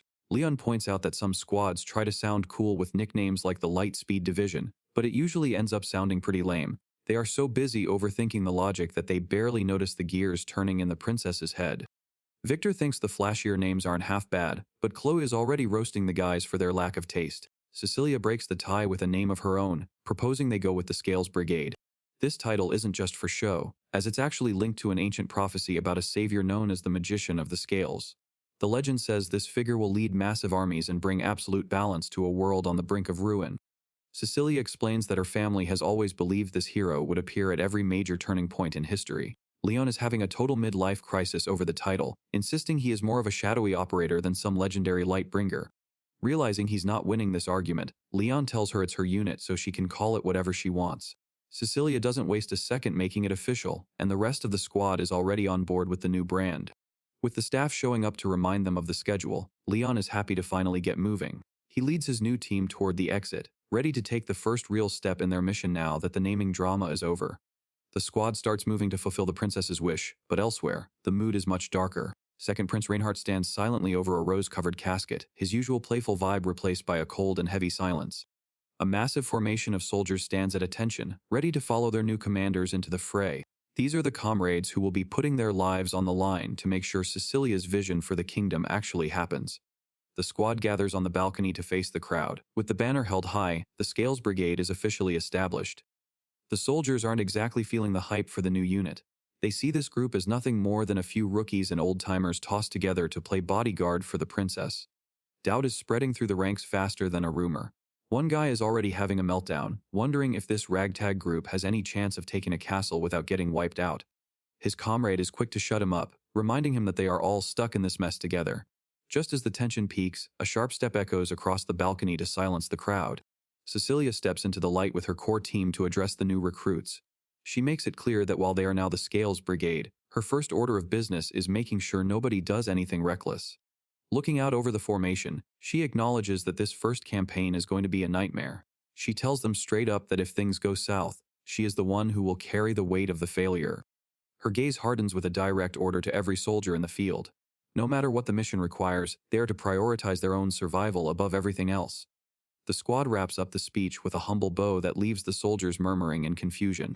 Before the vibe can get too heavy, Cecilia snaps back to her usual self and calls for Chloe to get the next phase started. A hand-wrapped candy sits as a small token of gratitude. The handwritten note mentions Leon and Victor by name, proving even a princess puts in the effort for the small stuff. The team is officially drained. Turns out handwriting 600 personalized notes is a faster way to lose your soul than any actual combat. One soldier waves a cheery goodbye while his buddies stare at their candies in total confusion. They are starting to realize this unit is anything but normal. Back at the base, the volunteer group from Balta Fort finally checks in. Our MC gives them a casual greeting, thanking them for hauling the heavy cargo across the kingdom. These guys are all smiles and ready to put in work. They have got orders from Colonel Marduk to back up the princess, and they are not about to let her down. Leon pops open a crate to find 600 flintlock rifles ready for action. While the soldiers discuss the gear, Cecilia is still in the background struggling to keep her head on straight. The squad leader looks over the pile of crates with a face full of doubt. Leon just smirks, knowing these old tools are the key to making their next move work. Jay stares at the pile of old rifles with a face full of doubt. He asks if these dusty tools are really going to cut it when bows and magic are way more reliable. Leon breaks down the math while the rest of the squad stands around. They only have 3 days until they move out, so they need cheap gear that even a total rookie can use. The boys try on their new uniforms and one soldier looks like he is about to burst out of the sleeves. Everyone gets a good laugh while Leon keeps his focus on the strategy. The strategy session ends with a very confident grin from our MC. He tells them the most important part of this whole plan is to just stay safe and not do anything too crazy. Fast forward a few days to McColl Fortress, where a man with a massive mustache is aggressively eating dinner. He looks like a high-ranking official who is definitely not used to being told no. Wiping his mouth with a napkin, the commander looks out at the snowy wasteland. He is already over the local service and wants to ship in some proper staff from the capital. The monocle man gets a dangerous look in his eyes as he thinks about a rival getting demoted. It is clear this dude is more interested in power plays than the actual war. A bald enemy officer is still salty about his embarrassing defeat at Balta Fort, warning his peers that a literal monster has joined the Elnya army. A confident voice from the shadows dismisses the warning, claiming that no matter who pulls up, they won't stand a chance. The monocle commander is out here flexing, calling McColl Fortress the strongest easy chair in the world. He has spent years turning this place into an absolute unit of a stronghold and is fully convinced his defenses are untouchable. He keeps talking smack about his two serious colleagues while lighting up a cigar, but his peace and quiet gets cut short when he spots movement on the horizon. A small force has officially arrived, and that easy chair is about to get real uncomfortable. Leon is finally on the scene, looking drippy in his coat while staring down the fortress from a nearby hill. He has his hands in his pockets and zero fear in his eyes, looking like he is about to end this man's whole career. Chloe checks to see if the enemy has caught on yet, and Leon confirms they are watching. Cecilia points out that their formation is basically a giant invitation to fight, and they are not trying to hide at all. Jace is stressing because he has to use a standard blade instead of his signature heavy sword. Leon immediately starts messing up his hair to ruin his look, reminding him that he is a famous war hero and needs to stay undercover. With his eye glued to a magical scope, Leon watches the enemy start to take the bait. He calls out their first move with a smirk, knowing the plan is working exactly as intended. The ground shook as heavy armored cavalry charged out of the fortress gates. A wall of iron thundered across the plains, heading straight for the battlefield. Watching from the walls, the commander couldn't even take this force seriously. He questioned if they were actually stupid enough to try and take his fortress with such pathetic numbers. There was zero cover on the open plains, leaving the small unit exposed. His officers laughed them off as idiots who were basically just asking for a death sentence. Political games and motives didn't matter to this guy. With a cold grin, he ordered the cavalry to stay the course and crush everything in their path. The enemy fell right into the trap, and our boy couldn't help but smirk as the charge closed in. He told the squad leaders to move out and use the rising dust as a smokescreen while he handled the backup. A line of riflemen stood ready with their sights leveled at the horizon. With perfect timing, Leon shouted the command for everyone to take their positions. The armored riders thundered across the snow with their eyes locked on the target. One of them pointed out the tiny force ahead, ready to trample anything in their way. The Imperial forces looked out at the small unit with total contempt, laughing at the idea of being challenged by primitive guns. Their commander dismissed the threat, assuming the Elnian army was just being led by an overconfident amateur. With a ruthless command, the heavy cavalry thundered forward to trample the tiny opposition. It was meant to be a one-sided massacre. Leon watched the wall of iron close in with zero panic in his eyes. Everything was playing out exactly like the scouts reported. The riflemen steadied their aim as the ground began to shake. Our boy gave the signal, and the first wave of lead was unleashed. Heavy rounds tore through the air and slammed into the charging front line. Iron shields weren't enough to stop the kinetic force of this special ammo. A massive shockwave rippled through the enemy ranks, sending the horses into a total panic. The unstoppable charge turned into a chaotic pileup in seconds. Despite a few equipment glitches, Chloe kept the supply line moving while Leon maintained the pressure. He didn't give them a second to breathe before calling for the next round of fire. The enemy front line turned into a complete mess as the ranks behind them crashed into the wreckage. Confusion swept through their group while they desperately tried to figure out what was happening. Down on the field, the order for the third volley was given, and another round of lead finished the job. Smoke rose from the distance as the entire formation was decimated. Leon stood tall with a confident grin, noting that his plan to combine historical tactics with lightning magic worked perfectly. This combination was the ultimate counter, and he was definitely feeling the results. A few weeks ago back at Balta Fort, the plan to take down McColl Fortress was finally set in motion. It all started with some critical intel they managed to squeeze out of a high-ranking prisoner. Inside the interrogation room, the prisoner was confused why they were treating him to coffee instead of the usual rough stuff. He figured the kingdom was getting soft, but the vibe was way more professional than he expected. The squad wasn't there for small talk, they wanted every detail about the border situation. The old man realized these guys were the real deal and decided it was time to start singing. Mentioning McColl Fortress changed everything. The prisoner broke out in a cold sweat, admitting the place was a nightmare because of the arrogant monster running the show. Back on the front lines, the enemy's momentum has completely evaporated. Their commander can't even process the disaster unfolding right in front of him. Leon is basically playing with his food at this point. His trap worked perfectly, turning a legendary charge into a chaotic traffic jam. The games are over. A single order from Leon sends a wall of lead into the enemy ranks, and just like that, the battle is decided. Leon was feeling himself after successfully pinning the enemy down. He told the girls they just needed to hold this position for a little longer while he gathered his best shooters. The plan was all about division of labor, with one row checking the guns while the others handled the loading and firing. It was a factory line of destruction designed to keep the lead flying without a break. Leon dropped the lore, explaining that this strategy came from a legendary warrior named Oda Nobunaga. The room went silent as he described how this tactic changed warfare in another world. This three-stage firing method was the ultimate counter to a heavy cavalry charge. It stripped away the enemy's speed and turned their invincible armor into a liability. It was a big gamble since they were working with a makeshift unit that had zero time to prep. The only way to make it work was to have every soldier focus on just one simple task. Jace stared at the giant stockpile of rifles they were about to use. Having this much firepower meant they could treat the weapons as disposable to keep the pressure on. Chloe pointed out a problem, asking how they would handle the enemy specialized armored defense. Leon just grinned and told her it was time for the secret weapon to finally show up. Leon holds up a tiny pellet and announces that he has finally found the solution. He breaks down the plan, explaining that every bullet is infused with a low-level lightning spell. One graze is all it takes to send a paralyzing shock through their metal armor. The real target isn't the riders, but the horses they are sitting on. Since the animals are grounded, that electricity is going to flow right through their bodies. A sudden shock will send those warhorses into a total panic. The resulting pileup is going to be the perfect roadblock to stall their charge and buy the squad some time. Jace looks stunned by how simple yet effective the strategy actually is. Our boy just smirks, reminding him that stalling the enemy is the only thing that matters right now. The monocle commander is losing his mind over how long his elite troops are taking to clear the field. He screams for the second unit to move in and orders his mages to start summoning. His blonde adjutant tries to talk some sense into him, suggesting they wait for more intel before committing more men. He just shuts her down with a cold glare, asking if she is actually trying to give him advice. While the chaos unfolds outside, the squad wastes zero time. Jace and the boys are already making their move deep inside the fortress. Infiltration is a massive success. The intel from the prisoners was perfect, and now the squad is locking onto the ritual room where the magic happens. Dealing with a swarm of gargoyles is the last thing anyone wants. Luckily, the boys know exactly where the summoners are hiding. Jace jokes about how easily the prisoner cracked under pressure. Officially, it was a high-stakes interrogation, but the reality is way more casual. The conversation keeps flowing as they sprint through the halls.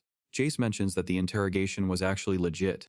Turns out the big torture move was just taking away the guy's pudding. The squad thinks losing dessert is the ultimate punishment. No more talk. They burst through the doors and catch the ritualists completely off guard. Jace grabs the lead mage before he can even finish a syllable. The ritualists are absolutely losing it as the Elnian soldiers burst into their secret spot. They barely have time to question how the squad found them before their summoned monster towers over the battlefield. Faced with a literal nightmare creature, Jace just hits them with a sarcastic remark about how scary it looks. The squad doesn't hesitate for a second, diving straight into a boss fight to take the beast down. Elsewhere, the monocle commander feels the ground shaking but assumes it's just his cavalry doing work. He's getting frustrated with the lack of visibility and decides he needs a better view from the terrace. He storms through the halls, screaming about the status of the summoning. He's worried his mages are going soft since his battlefield cheat code hasn't saved the day yet. The dude is on a total ego trip, complaining that even the best fortress is useless if the soldiers are this incompetent. He's convinced that he is the only one actually doing anything right. Lost in his own head, he starts thinking about firing his entire staff. He doesn't even notice Jace lurking right around the corner with a blade ready to end his career early. Outside, the cavalry charge is turning into a graveyard. While Cecilia watches in shock, Leon just casually counts down the final volleys, waiting for the perfect moment to finish the job. Cecilia points out that the enemy flag has finally been lowered, and Leon confirms that Victor successfully completed his part of the mission. The enemy cavalry regroups only to admit they've been pinned down and hammered since the very beginning of the engagement. They start to wonder if they're facing some kind of enchanted ammo, especially since their horses are too terrified to even maintain formation. One officer realizes they're being toyed with like they're fighting a demon, just before a voice breaks across their radio frequency. Leon casually jumps on the broadcast to deliver the worst news possible, telling the cavalry they no longer have a home base to return to. Panic spreads through the enemy ranks as they scramble to check the horizon and confirm that their flag really has vanished. The empty poles at the top of the fortress say everything, and a new banner rises to claim the territory for the Scales Brigade. The soldiers were still trying to process the chaos when Leon told them to hold on, because the additional evidence was about to drop. Right on cue, something popped up over the edge of the fortress wall. It was the monocle commander, tied up like a bundle and dangling from the wall for all to see. Leon stepped forward and told the stunned Imperial troops they had exactly 2 choices left. He gave them the ultimate ultimatum, asking if they wanted to leave on their own 2 feet or dance until they died. He made sure to mention he still had plenty of special ammo and magic bullets in reserve. With a wild grin, he suggested a third option of trying to retake the fortress while being shot in the back. The sheer audacity of his proposal left the enemy soldiers shivering. Some troops tried to call his bluff, convinced that no fortress could fall that quickly. Their bravado failed when they noticed their gargoyle reinforcements were strangely absent. Standing as a dark silhouette against the pale sky, Leon watched them realize the depth of their predicament. He casually noted that they had walked into a truly vicious trap. The lead soldier finally hung his head and surrendered the field. They realized they were just tools for a commander who was now nothing more than a tied-up decoration. The soldier decides to wash his hands of the mess by pinning the entire blame on his commander, Reassignment. Apparently, being treated like a horse's accessory for years was the final straw. Leon is satisfied with the outcome as the enemy troops finally pack it in and head home. He's a firm believer that knowing when to quit is the best strategy for a long life. She watched the cavalry tuck tail and run from the fortress wall. The retreat was officially in full swing. She turned to the soldier beside her, still stunned by the sudden defeat. This massive fortress really fell in a single day. The young soldier gave a confident smirk. Despite being on the losing side, she realized she was actually relieved it was over. On the battlements, Victor was already calling for the extraction. It was time to haul in their captive commander and get ready to head out. The soldier reassured her that her men would be treated well, though the Scales Brigade wouldn't be the ones doing it. She just blinked in total confusion, wondering who else was coming. Leon got the update that the signal was sent and was impressed by the squad's speed. Everything was moving exactly according to his plan. The ground began to rumble as a massive dust cloud appeared on the horizon. This was the Earth Division, the kingdom's elite force led by a legendary general.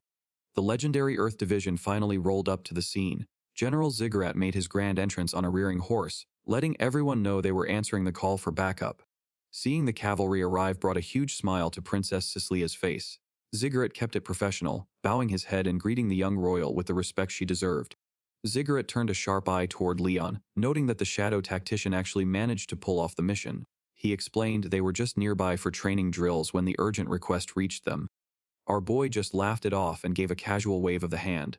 He was more than happy to let the heavy hitters handle the boring cleanup duty while he took a breather. Handling a huge fortress like this with a handful of people was never part of the plan.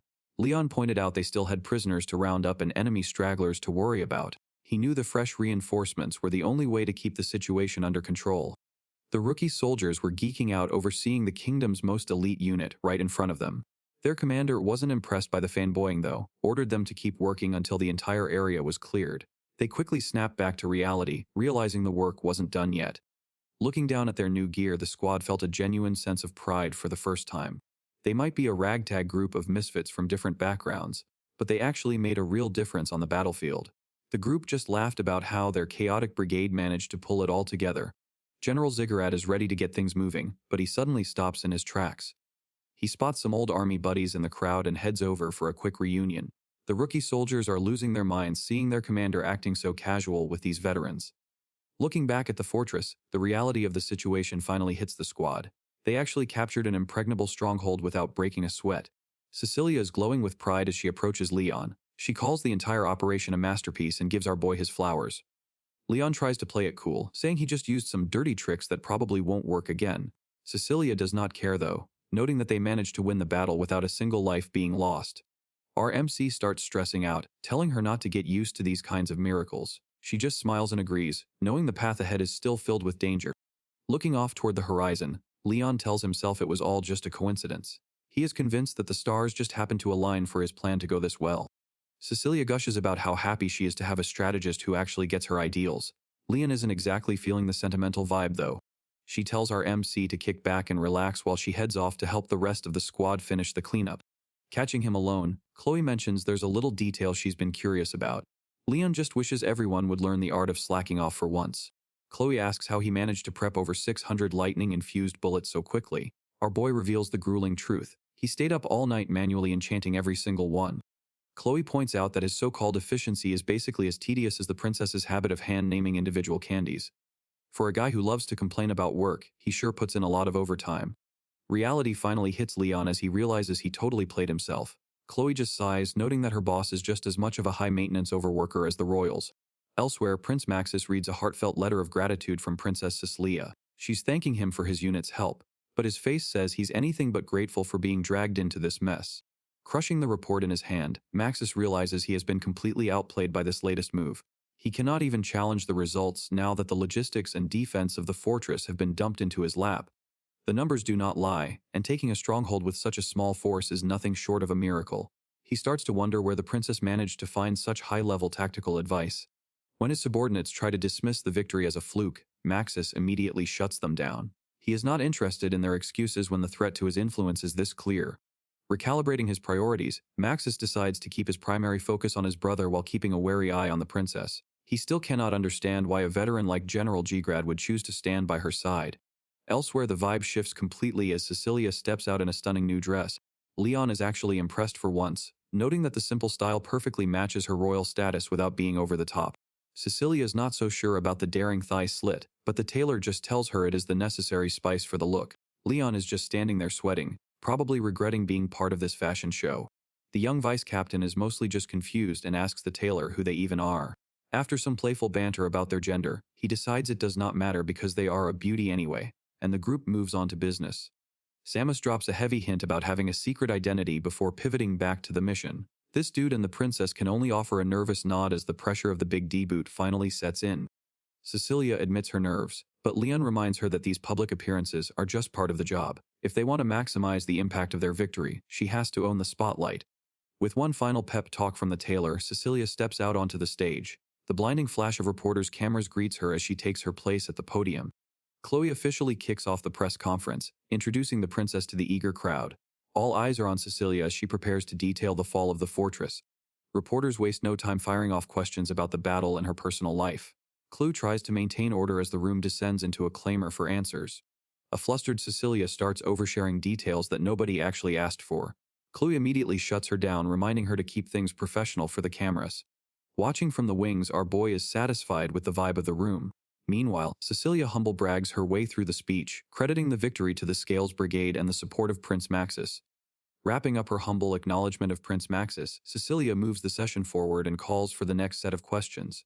Identifying herself as Winifred, the elf reporter raises her pen and prepares to put the princess on the spot.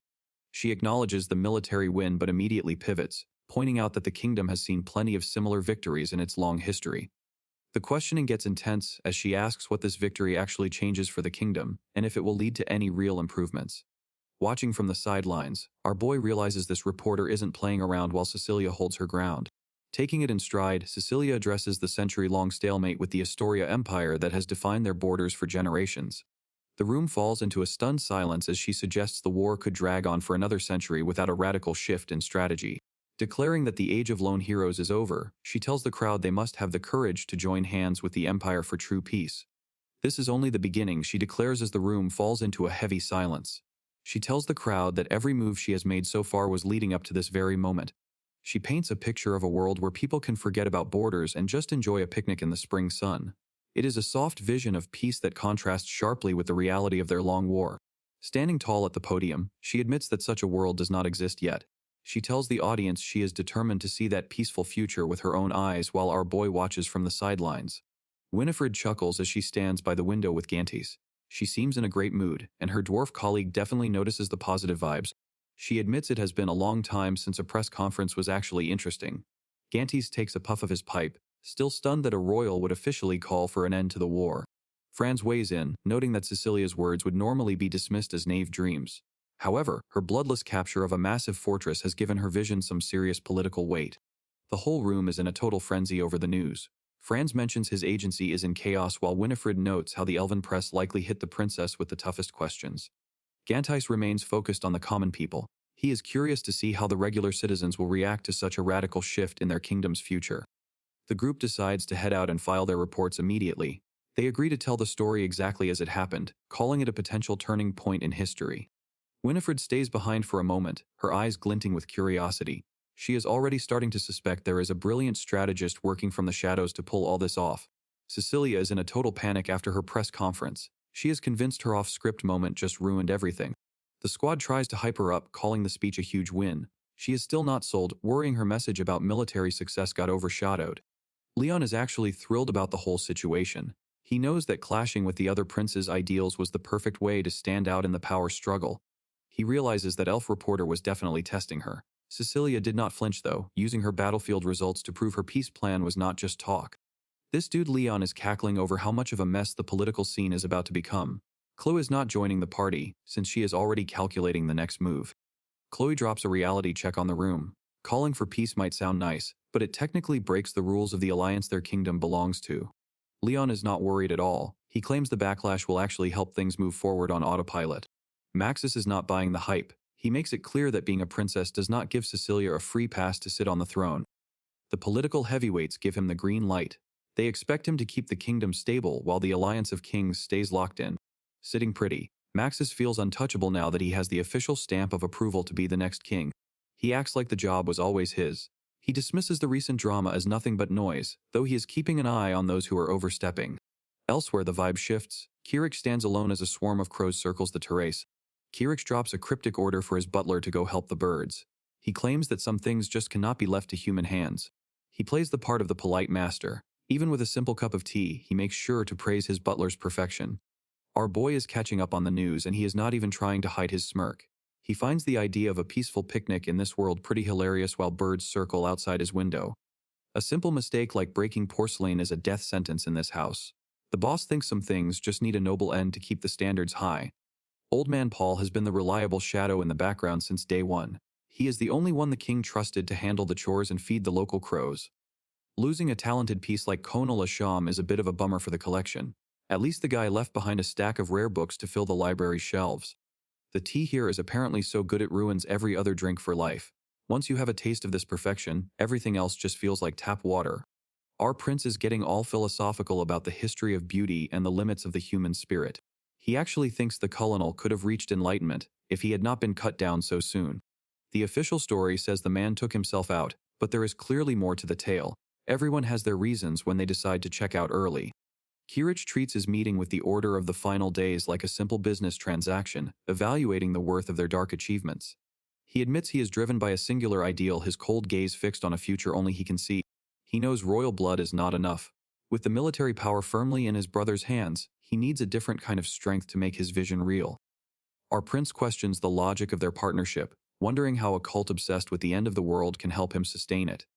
The masked subordinate explains that their specific sect seeks a dignified death for the world, but only after it has reached its absolute peak. To them, existence is just a cycle of suffering that needs to be returned to nothing as quickly and mercifully as possible. Kirich smirks at the morbid logic, happy to play along as long as it helps him climb the ladder. The masked servant pledges his full support, and Kirich welcomes the cooperation. He tells the man to stay ready because they have much larger plans for the future. Leaving the workshop behind, he issues one final order to keep refining their tools. The goal of their shared ideal is finally within reach. Kirich reflects on his sister's success and the mysterious support he suspects is backing her progress. Elsewhere, the announcement of a new imperial decree is about to change the game. A messenger shouts the direct orders from Prince Maxis in the name of the king. A rebellion is brewing in the Wagner region, and Leon's team is being deployed to handle it immediately. Cecilia recognizes the territory as her brother's domain and realizes they are walking into a trap. It is clear that Maxis is intentionally forcing a confrontation between the royal siblings. Back in his studio, Kirich prepares to paint his own version of the future. He knows a clash with his sister is inevitable since their visions for the world are polar opposites. Our boy just got hit with the worst news of his life. Prince Maxis is deploying the team to suppress a rebellion in Prince Kirich's domain, and Leon is not handling the forced work well. The legendary court wizard has officially entered toddler mode. He starts rolling on the floor in a full-blown tantrum while Cecilia watches his dignity evaporate in real time. Chloe points out the cold hard truth of the situation. This is a direct command from the king's proxy, meaning they have zero choice but to pack their bags. Knowing the logistics does not make the timing any better. They just pulled off a massive win at McColl Fortress, and were supposed to be using that hype to level up their political standing. Instead of staying in the capital to secure their influence, they are being kicked out to a remote region. It is a calculated move to keep them from becoming too popular with the public. High-level mind games are in play. By forcing Cecilia into a clash with her unhinged brother, Maxis can just sit back and watch his rivals weaken each other. Fuming over how effectively they were played, Our MC keeps the drama going with a complicated pose of despair, leaving even the princess wondering how he is still this energetic. Cecilia drops a bomb by admitting she actually wants to head straight into the Wagner region. Leon is losing it, desperately trying to think of any excuse to dodge another round of overtime work. Chloe cuts the tension by pulling out a mysterious letter that arrived just yesterday. Leon takes the envelope, curious about who would be sending them mail in the middle of a political crisis. The sender is a resident from the Wagner region. Leon is stunned because the timing of this letter is way too perfect to be a simple coincidence. The message is a desperate plea for help because people have started vanishing from the town. Our boy locks in as he realizes the reported rebellion might be covering up something much darker. Since Cecilia made her big public debut, the mailbox has been flooded with requests for aid. Chloe points out that the cries for help are coming in from all over the kingdom. There is something specific about this message that stands out from all the rest. It is a direct cry for the princess to save the commoners from their own suffering. Leon acknowledges that Wagner is under his unhinged brother's control, making any direct approach dangerous. He tells the team to pack their bags, because they are going to investigate this mess properly. Leon's first stop is the Royal Archives. He needs to dig up any dirt on how the Wagner region connects back to his unhinged brother. Back at the capital, a much heavier vibe is settled over the palace. Prince Maxis sits at the bedside of the frail king, bringing him up to speed on the latest reports. Maxis finishes his briefing and keeps it strictly professional. He asks for the king's official sign-off on the matters at hand. The king gives a tired nod and tells him to just consider everything approved. He tells Maxis that he is doing a great job and that official approval is barely even necessary in his current condition. Maxis is not having it. He insists that his father is the one and only king, and no state can function without the crown's final word. To Maxis, it is about more than just rules, it is about the fundamental structure of the kingdom. Even if the king thinks it is all just for show, Maxis refuses to cut corners on royal protocol. The king is clearly at his limit and just tells Maxis to do whatever he wants. Maxis keeps it strictly professional and thanks him for the permission. Maxis stares at his fading father with a cold and calculating gaze. A gloved hand reaches out toward the bed. He has no intention of letting the old man retire just yet. Maxis tells the king that he still needs him to work as a figurehead for a while longer. According to him, the appearance of authority is enough to keep everyone in line. Since he is already the king's proxy, he knows nobody has the guts to resist his moves. Back at the library, Cecilia is getting a crash course on the Wagner region. The place is apparently a gold mine for magic stone fuel, and our girl is visibly stressed by the data. This local lord was apparently obsessed with mining magic stones just to secure his standing with the high nobles. But his greed backfired when the desperate locals finally snapped, leading to a massive riot half a year ago. The rebellion was eventually crushed by his private army, but the scandal gave Prince Kirich the perfect opening to take over administration. Back in the library, Jace is struggling to process all this crazy history. He looks around and notices that Leon has disappeared from the room. Cecilia explains that our MC is busy hunting down more maps and data in the separate archive. Jace just sighs, wishing he could have gone along to help. He settles in to wait for the strategist to return, but the door suddenly swings open. Jace looks up expecting his boss, but the person entering is someone else entirely. Prince Kirich walks right into the room with a confident smile on his face. The group is frozen in shock as the royal intruder greets them with a casual "excuse me." Kirich tells everyone to stay seated and explains he was actually planning to protest the new decree to Maxis. He admits the situation is complicated since they are basically being forced to fight over the same territory. He notes that while the order is just a formality, appearances are everything in the royal court. Sometimes the way things look is more important than the reality behind them. The squad is completely blindsided as he explains he heard they were here and decided a direct chat was better than a formal protest. He seems totally relaxed while the rest of the room is tense. He drops the big question with a sharp smile, asking them what they truly think about the mess Maxis created. He is looking for a real answer, not just royal politeness. Cecilia admits she is worried about stepping on his toes since the mission technically invades his jurisdiction. Kirich just laughs it off, acknowledging that Maxis really knows how to set a clever trap for his siblings. He offers a wild solution to the problem that would fix the conflict of interest. He suggests framing the mission so that he is the one personally requesting her help, rather than it being a forced decree. Everyone is frozen in shock as they process the idea of a royal alliance. He explains that unifying their authority is the only way to bypass the legal trap and keep the peace between them. Kirich is feeling himself as he drops a huge curveball. He suggests Cecilia investigate the Wagner territory on his behalf, claiming a joint effort would settle things peacefully. He even wonders aloud if the original plan was just to bait them into a clash.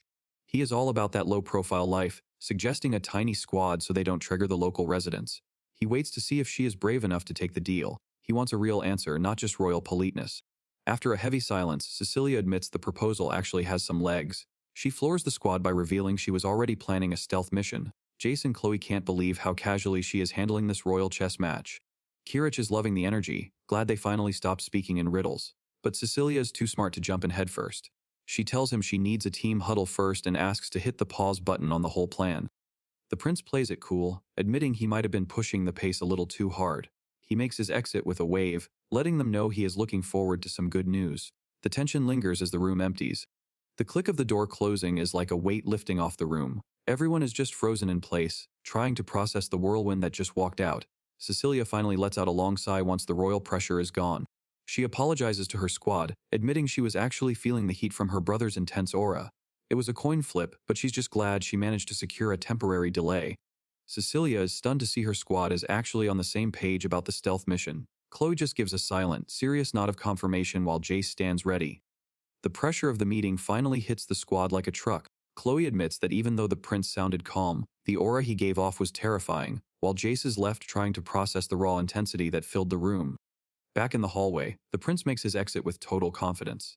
Jace can barely hold it together, admitting his legs won't stop shaking after facing that kind of royal pressure. The wind rustles through the trees as the tension starts to dissipate. It is a quiet moment in the gardens as the scene shifts away from the heavy royal meeting. Elsewhere, our boy Leon is minding his own business, strolling through the palace with a massive stack of papers. He is completely in librarian mode and totally in his own world. He almost walks right past Prince Kirich without saying a word. The prince stops him in his tracks, asking if he is really going to ghost a member of the royal family like that. Leon just offers a casual apology for his lack of manners. He explains that once he gets deep into his own thoughts, the rest of the world just tends to disappear. Kirich wants to know what is on the librarian's mind. Leon does not skip a beat, telling him he is just thinking about how scary coincidences can be. The prince watches him with a sharp eye, clearly not buying the act. They both head off in opposite directions, leaving the tension thick in the hallway. Kirich just laughs it off, claiming he is the same way when he is focused. He throws out a joke about wearing a flashier outfit next time so he does not get ghosted again. The prince hops into his carriage where his masked right hand is already waiting. He admits that Leon might be onto something about coincidences being terrifying. It turns out his brother choosing Wagner for the next mission was a fluke. That is a huge problem because that specific area is the heart of Kirich's master plan. He realizes he can no longer assume his secrets are safe. This librarian shadow dude is officially proving to be way more than just a background character. The masked subordinate asks if that is why he went to see the princess. Kirich just wants his sister to deal with the rebellion so he does not have to get his own hands dirty. Leon wanders the halls alone, clutching his scrolls and shivering from the lingering chill. He keeps his guard up, replaying the conversation with the prince and wondering about this sudden talk of comrades. Cecilia is not wasting any time, telling the group she wants to reach Wagner immediately. Leon watches her with a heavy gaze, fully aware that her brother is leading them straight into a den of vipers. The journey leads them to the eastern edge of the kingdom, where the Wagner territory stands in ruins. It is a bleak landscape of jagged mountains and crumbling stone huts under a heavy sky. Life here is a nightmare, with the sick coughing up blood and the doctors reaching their breaking point. Resources are bone dry, leaving the citizens to watch their families wither away with zero help in sight. Desperation finally turns into rage as the locals realize they have to take matters into their own hands to survive. Right on cue, Leon and the girls arrive on the scene, stepping into a region that is one spark away from an explosion. That's it for today, guys! If you made it to the end, drop a W in the comments so I know you're real ones. Don't forget to like and subscribe, it really helps the channel grow. Until then, keep on cooking.